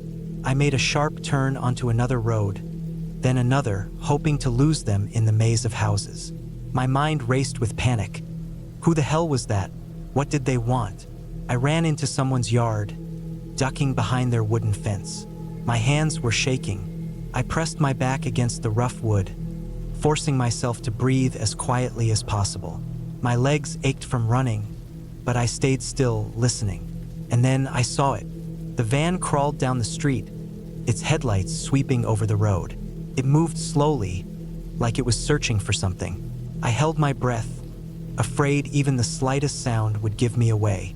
After what felt like forever, the van finally kept going. I stayed behind that fence for at least 20 minutes, heart pounding, barely daring to move.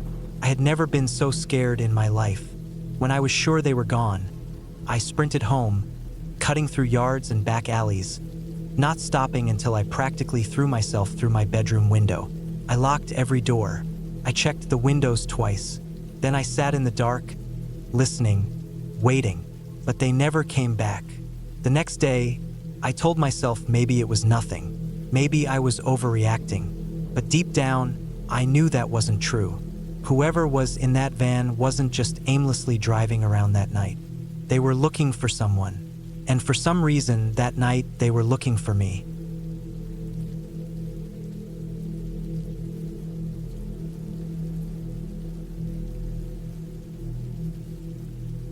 Not the real kind, anyway.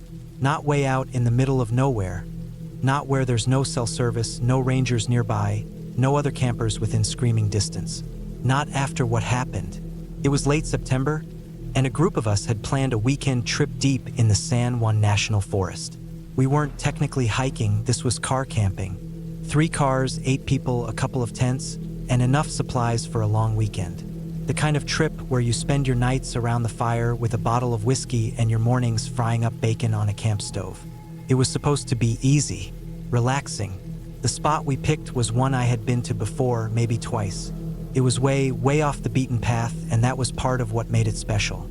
You had to drive for over an hour and a half down a winding, bumpy Forest Service road to get there. No other people, no sounds of civilization, just pine trees and sky. You could see for miles in every direction, and if a car was coming, you'd know long before it arrived. There was no way anyone could sneak up on us without us hearing them. We got there in the early afternoon, set up camp, and spent the day drinking beer, chopping wood, and getting a fire going. It was one of those perfect late fall days, the kind where the air is crisp, but the sun still keeps you warm. Everything was normal. We ate dinner just as the sun was going down, hot dogs, chili, all the usual camping food. Cleaned up, put the trash in the cars so it wouldn't attract bears, and started settling in for the night.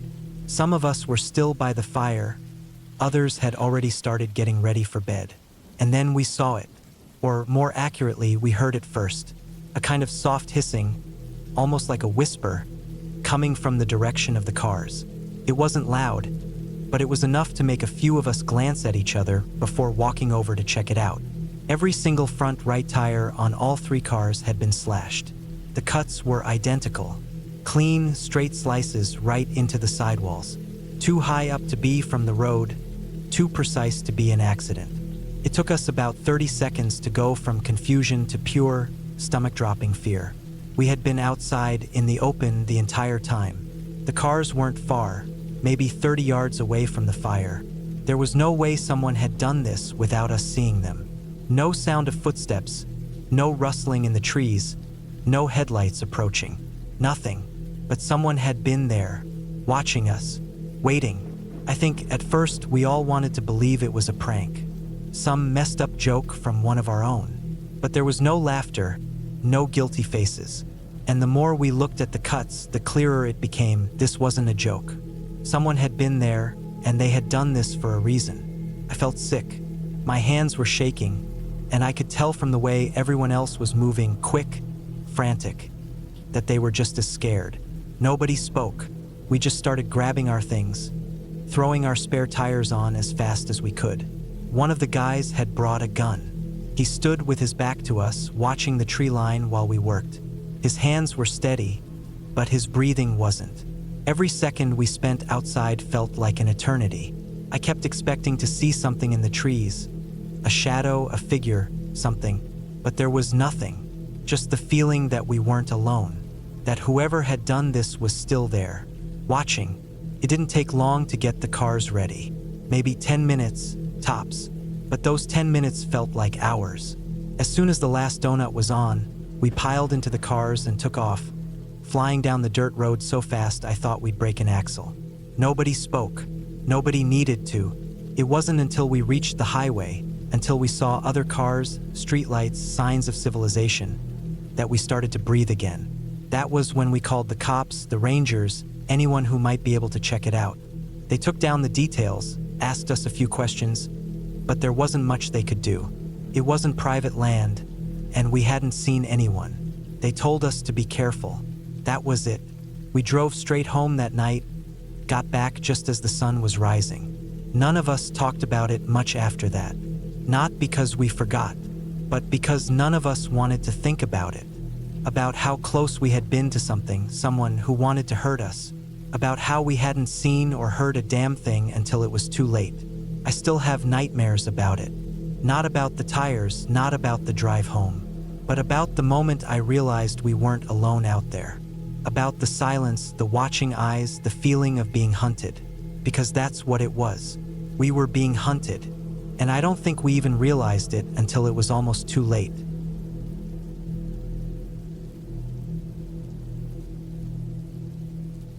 I spent most of my summers hiking and bouldering in the mountains about 2 hours outside of my hometown. My friends and I would make the drive early in the morning, spend the day climbing, and sometimes stay the night at one of the small clearings near the base of the cliffs. It wasn't an official campsite, just a spot that had been used enough over the years that it became one. We'd been doing this for a few summers by the time this happened, and nothing had ever seemed off about the place. Sure, being out in the wilderness always came with its weird sounds and occasional strange feelings, but that was part of the experience. That summer, though, something happened that none of us could shake. It started with something small. One of my friends, Emily, had left her climbing gear and rucksack outside her tent. We were always careful about our stuff, but we weren't obsessive about it. We were out in the middle of nowhere. No one else ever camped this deep in the woods, and we were the only ones at the site that night. In the morning, Emily's boots were gone. A few clothes were missing, and most oddly, all of her chalk powder was gone too. At first, we thought maybe she had just misplaced them. Maybe she had left them closer to the boulders. Maybe an animal had taken an interest in her boots. It didn't seem likely, but it was easier to believe that than to assume someone had come into our camp in the middle of the night and taken them. The idea that another person had been near us while we slept, close enough to take things without us noticing, wasn't something we wanted to dwell on. We searched the area, but there was no sign of the missing items. No boots, no clothes, nothing. It didn't make sense, but we had no answers. Eventually, we just moved on. Emily borrowed some gear from the rest of us, and we climbed as usual. By the time we left, the whole thing had become a weird little mystery, a story we told half-jokingly. None of us thought about it much after that. A year later, we were back at the same spot. Everything felt normal, just like it always had. We climbed all day, set up camp as the sun went down, and sat around the fire eating and talking. It was one of those nights where the woods were completely still. No wind, no rustling, just the crackling of the fire and our voices. At some point, I got up to take a piss and wandered a little way from the fire. I was maybe 20 or 30 feet away, just out of sight of the others. I wasn't thinking about anything except getting back to the warmth of the fire when I noticed something. A shape lying on the ground. At first, I thought it was an animal, maybe a deer bedding down for the night. But something about it wasn't right. It wasn't moving. It wasn't relaxed. It was watching. I don't know how to describe the feeling that hit me when I realized what I was looking at. It was like my body understood before my brain did. A guy, lying on his stomach, dressed head to toe in a ghillie suit. He was looking straight at our camp. I froze. He didn't move either, not at first. We just stared at each other for what felt like forever, but was probably only a second or two. Then, without a sound, he bolted. The way he moved was what scared me the most. It wasn't clumsy, not like someone getting up and running out of shock at being caught. It was fast, smooth, practiced, like he knew exactly where to go, exactly how to disappear into the trees. Within seconds, he was gone. I stood there for a long time listening. I didn't hear anything. No footsteps, no breaking branches, nothing. It was like he had never been there at all. I went back to the fire, sat down, and didn't say anything at first. I wasn't sure what to do. Telling the others meant admitting that someone had been watching us, that we weren't as alone out here as we had always thought. But not telling them meant sitting with that knowledge, pretending everything was fine when it wasn't. Finally, I told them. No one laughed. No one tried to brush it off. We all sat there, thinking about what it meant, about the missing boots, the missing gear, about the fact that this person, whoever they were, had probably been out here before, maybe for years, watching. We didn't stay the night. We packed up, left, and never went back. I don't know who he was or what he wanted. Maybe he was just some hunter who got too close, some guy who lived off the grid and didn't like being seen. Or maybe he was the reason Emily's stuff had gone missing a year before. Maybe he'd been watching us every time we camped out there. I try not to think about it too much, but sometimes I do, especially at night when it's too quiet and I start to wonder how many other times someone has been watching and I just didn't see them.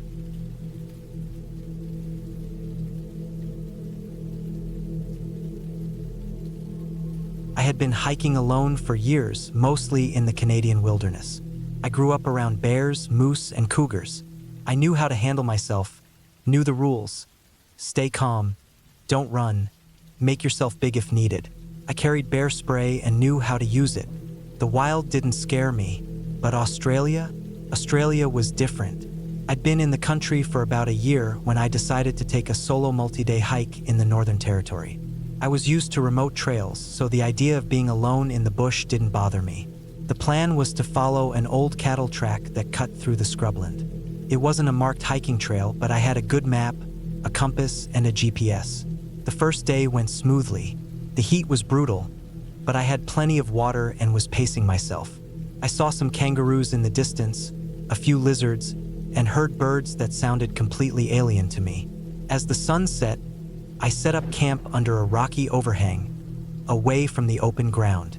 I kept my food sealed tight, did a quick sweep for snakes, and settled in for the night. At around 3 a.m., I woke up to a noise.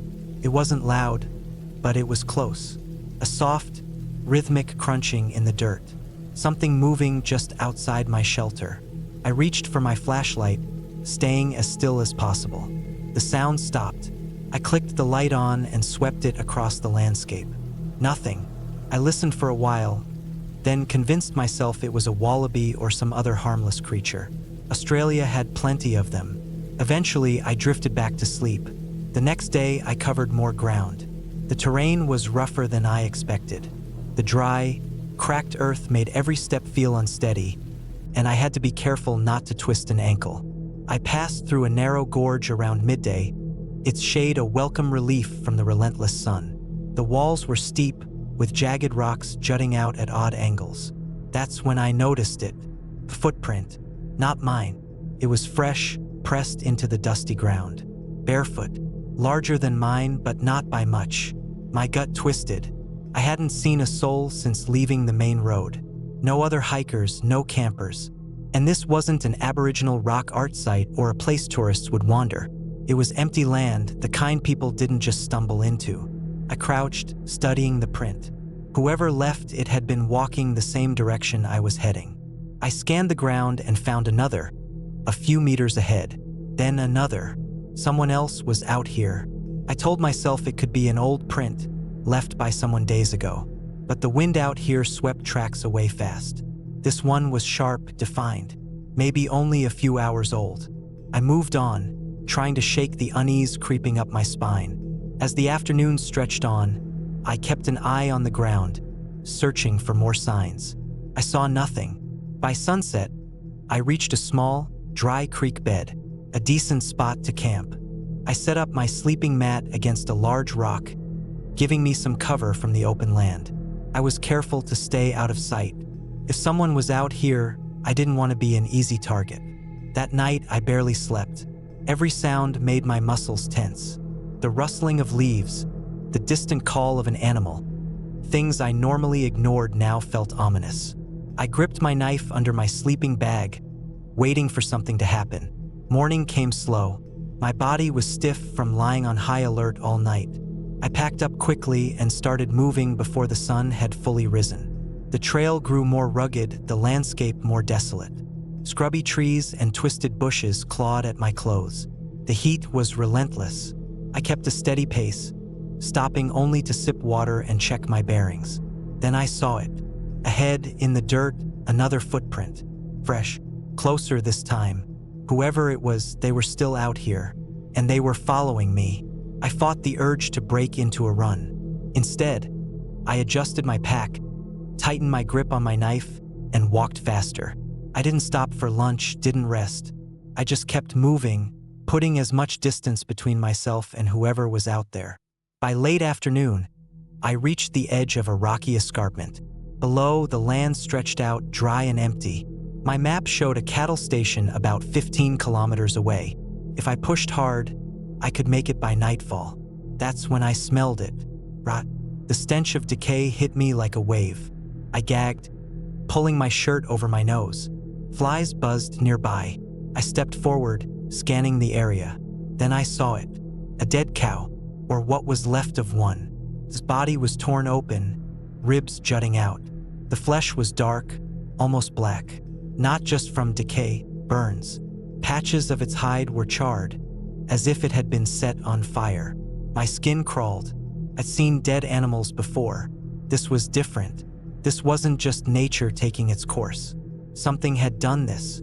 A sound snapped me out of my daze. A rock tumbling down the slope behind me. I spun around, knife in hand. Nothing. Just the empty bushland, silent except for the wind. I didn't wait. I started moving again, fast. The cattle station was close now. I just had to keep going. The sun dipped lower, turning the sky blood red. Shadows stretched across the land. Every step felt slower, my legs heavy with exhaustion. Then, in the distance, I saw it. A building. Relief crashed over me. The cattle station. Safety. I picked up the pace, practically jogging the last stretch. When I reached the property, I saw an old man standing on the porch, watching me. His face was weathered, eyes sharp. "You all right, mate?" he called out. I nodded, catching my breath. "Think someone's been following me." He studied me for a moment, then glanced past me, towards the land I had come from. His expression didn't change. "Yeah," he said finally. "Wouldn't be the first time." I never asked what he meant. I didn't want to know.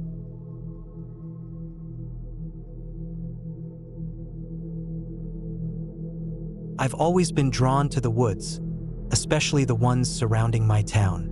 It's a small place, nothing special, just a quiet little community where people keep to themselves.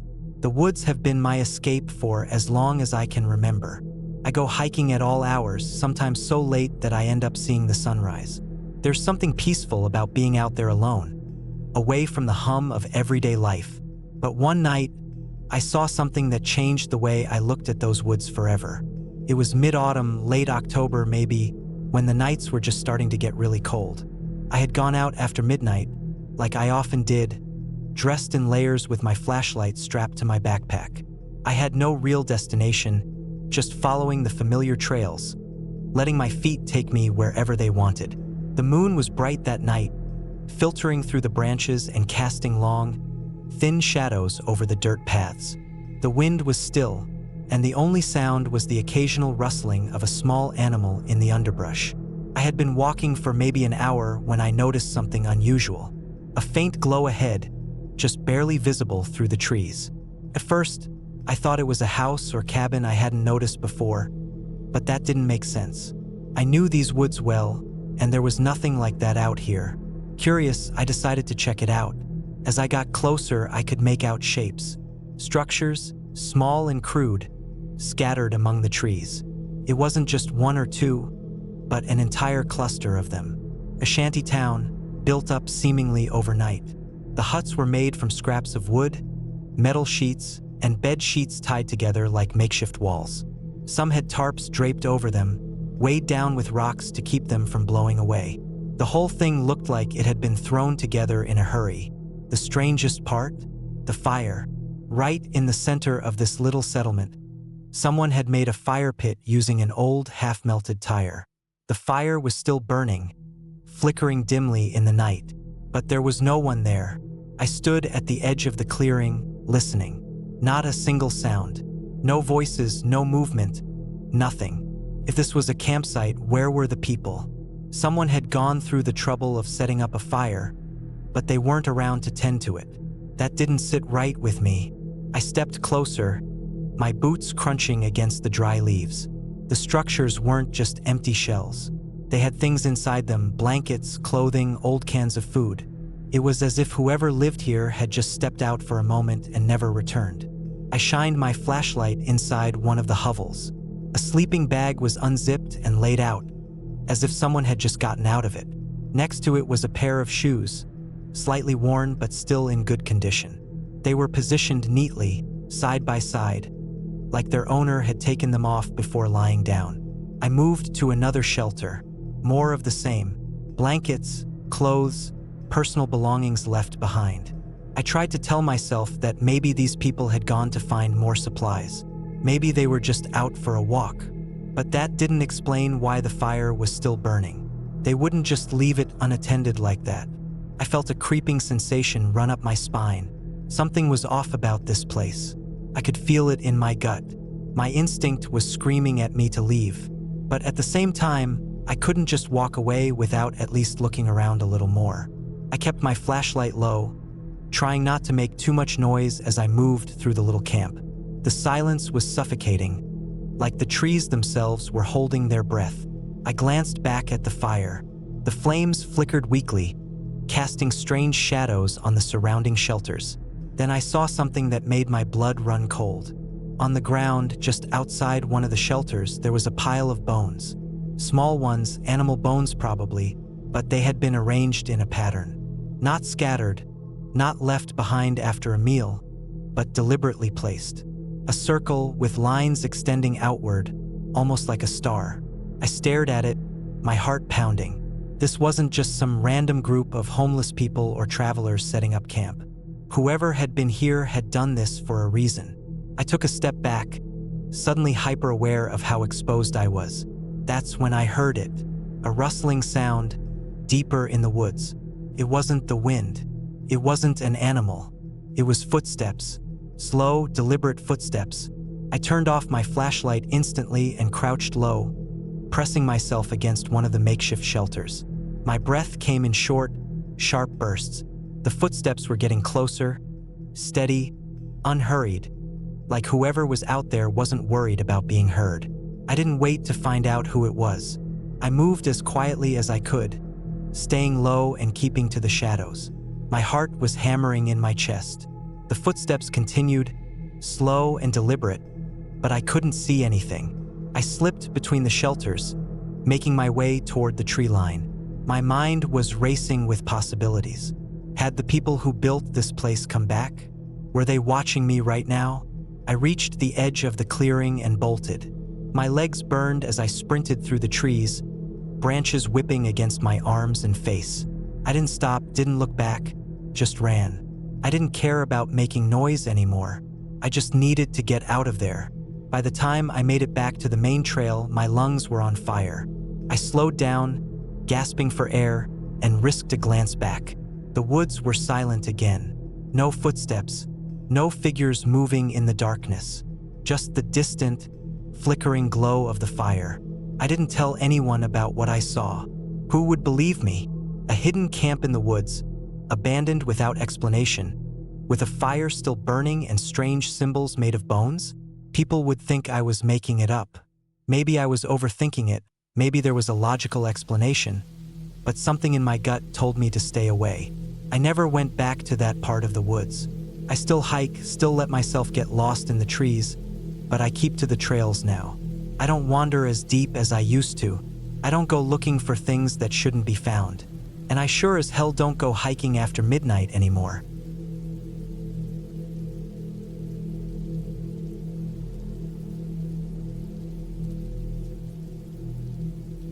It was the summer of 2011, and I had just moved to a small town in Montana, fresh out of college. I had no friends in the area, no real commitments, and nothing to do on my days off. I had grown up hiking and exploring in the woods, so when the loneliness got to me, I turned to the mountains. One particularly hot August day, I decided to explore a rough, unmarked herding trail I had seen before but never followed. It wasn't an official trail, just a path cut through the wilderness by cattle and elk over the years. It ran alongside a beautiful, slow-moving stream, lined with tall spruce trees and thick, sun-bleached grass.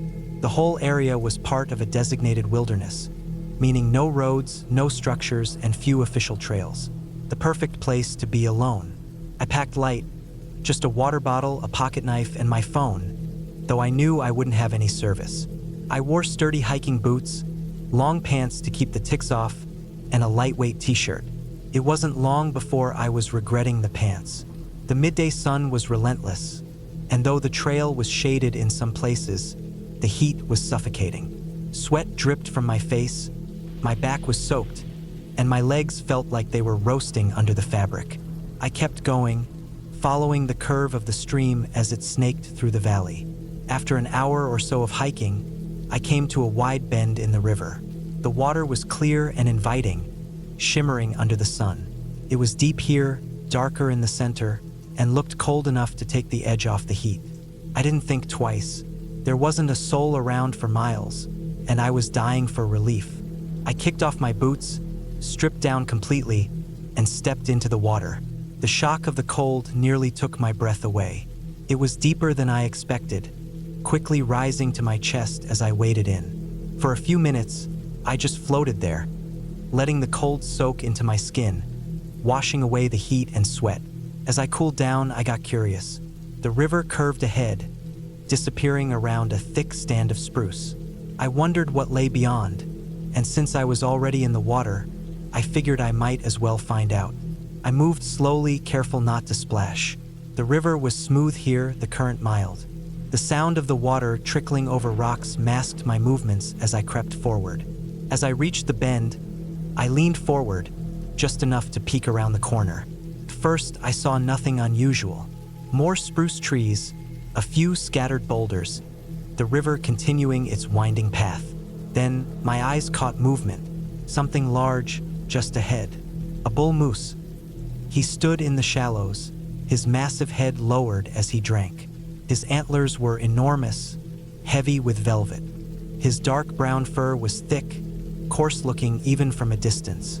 I was no expert, but I knew enough to understand one thing: this was not good. Moose are unpredictable.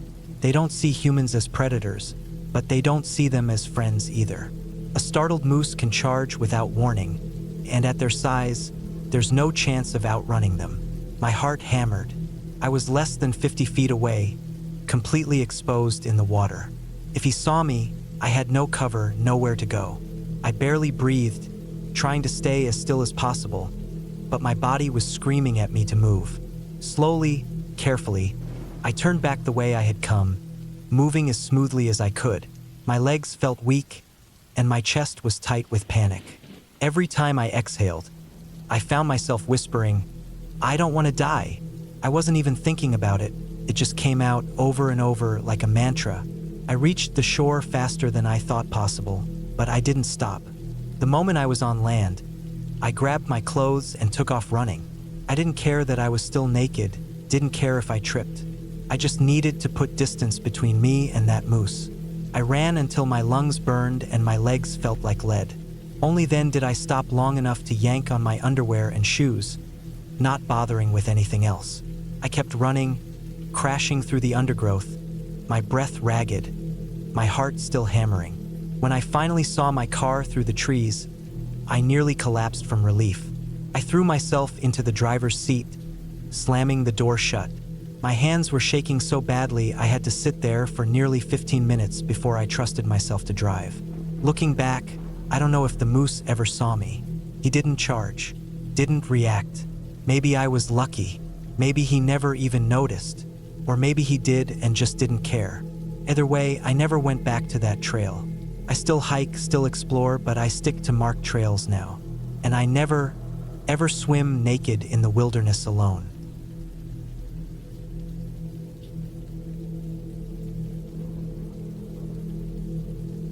We had been hiking for days, moving deeper into the range. It was summer, hot and dry, the kind of heat that makes the air shimmer in the distance. Our packs were heavy with supplies, but we didn't bring tents, just sleeping bags and lightweight tent flies in case of rain. The nights were supposed to be clear, and there was nothing like sleeping under the stars. That was part of the reason we had chosen this trip. The Great Dividing Range stretched far and wide, ancient and endless. This wasn't the first time I had been hiking in rugged terrain, but something about this place felt different. Maybe it was the sheer remoteness. Maybe it was how small we felt out there, surrounded by cliffs, forests, and dry riverbeds that snaked through the valleys. The days were long, spent crossing rocky trails and pushing through dry brush. The sun beat down hard, and by the time we made camp each night, my legs felt like lead.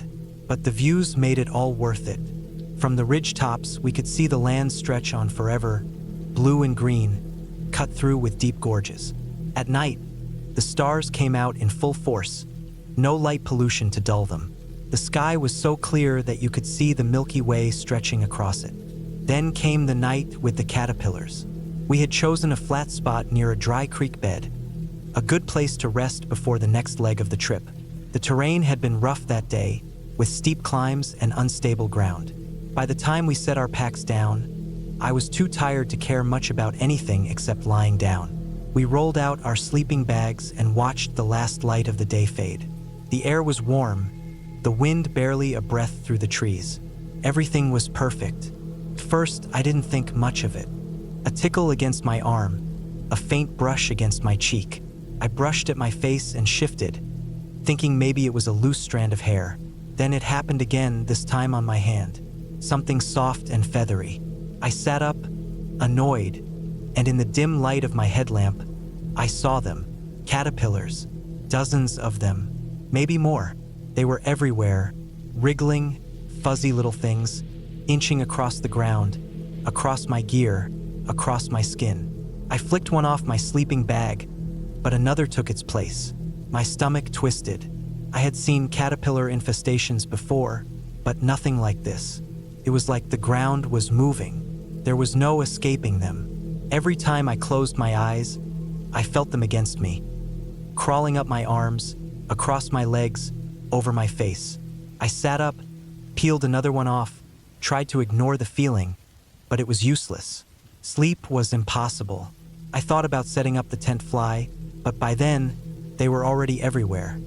Climbing onto my pack, getting caught in my clothes, I couldn't move without brushing them off.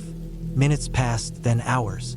The night dragged on, an endless cycle of drowsing off only to wake up feeling the soft tickle of another caterpillar on my skin. My nerves frayed with every passing hour. The feeling of their tiny, bristly bodies against my face, my hands, my neck, it made my skin crawl. I wanted to scream. I wanted to run, but there was nowhere to go. Morning couldn't come fast enough. When the first light of dawn crept through the trees, I was already half sitting up, arms crossed, exhausted beyond words. The caterpillars were still there, but they had slowed down in the cooler air. They clung to our gear, curled into the folds of our sleeping bags. My skin itched just looking at them. I shook out my clothes, my bag, everything, but the feeling of them stayed with me. We packed up fast, barely speaking. There was nothing to say. We just wanted to be out of there. We hiked on, away from that place, pushing through the heat, our bodies stiff from lack of sleep. I couldn't stop thinking about it. The way the caterpillars had moved, how I had spent the whole night half awake, peeling them off one by one. It was days before the feeling left me. Even after we finished the trip and returned home, I would wake up in the middle of the night, convinced I felt them crawling over me again. It was just in my head. I knew that, but it didn't matter. That night stayed with me.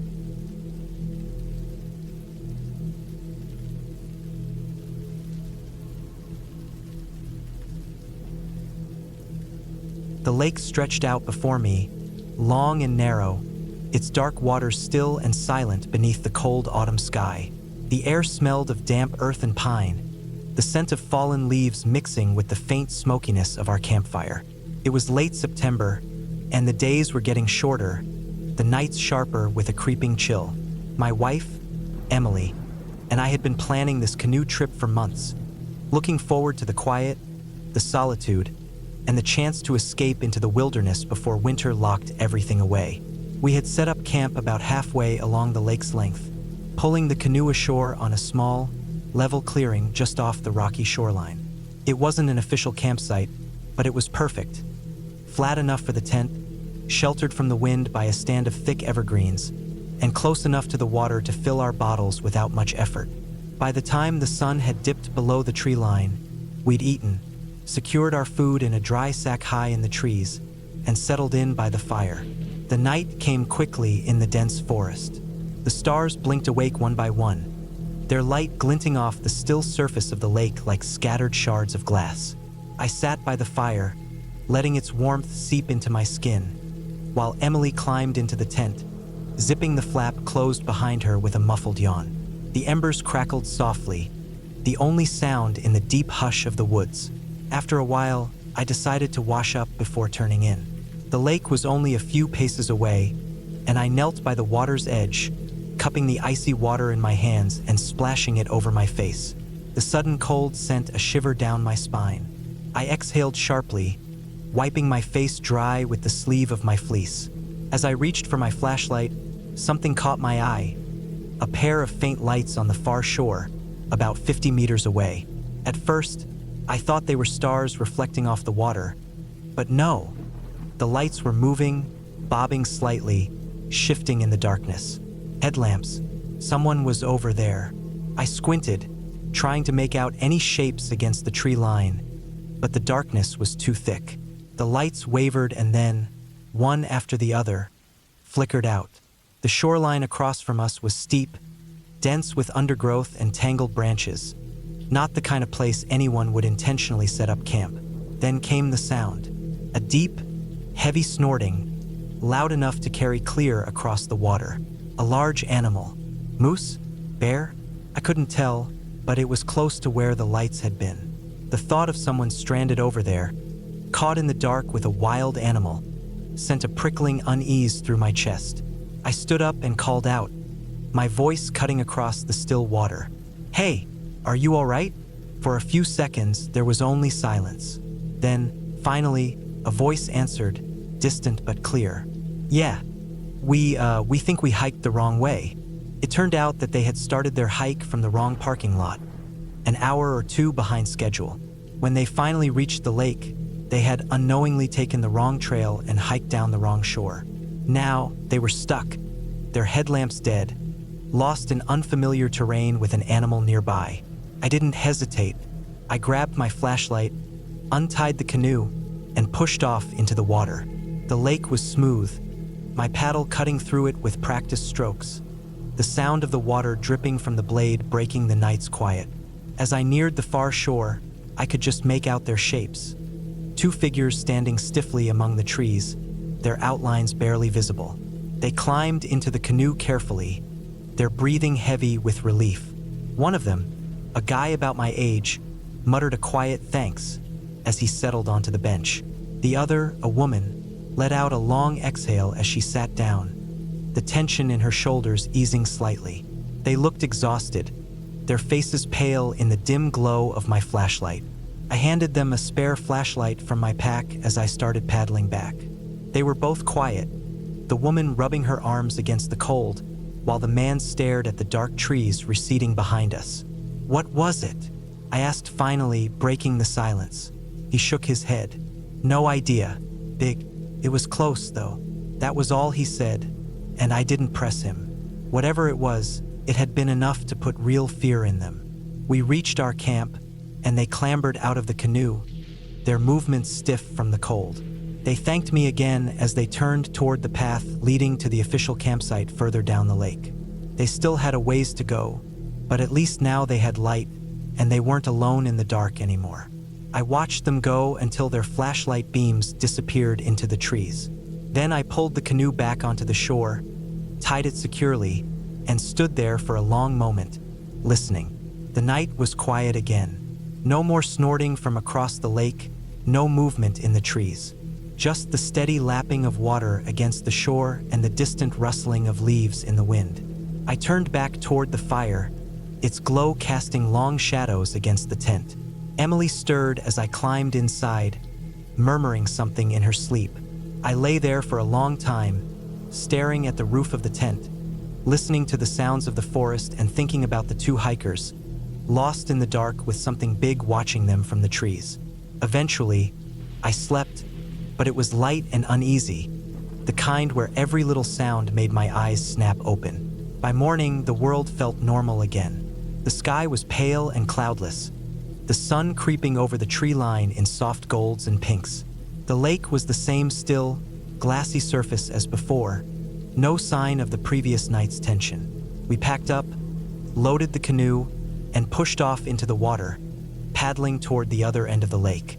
I glanced once toward the opposite shore, half expecting to see something move among the trees. But there was nothing, just the quiet, empty woods. I turned back to the paddle in my hands, the ripples spreading outward in gentle rings as we made our way down the lake, leaving the night behind us.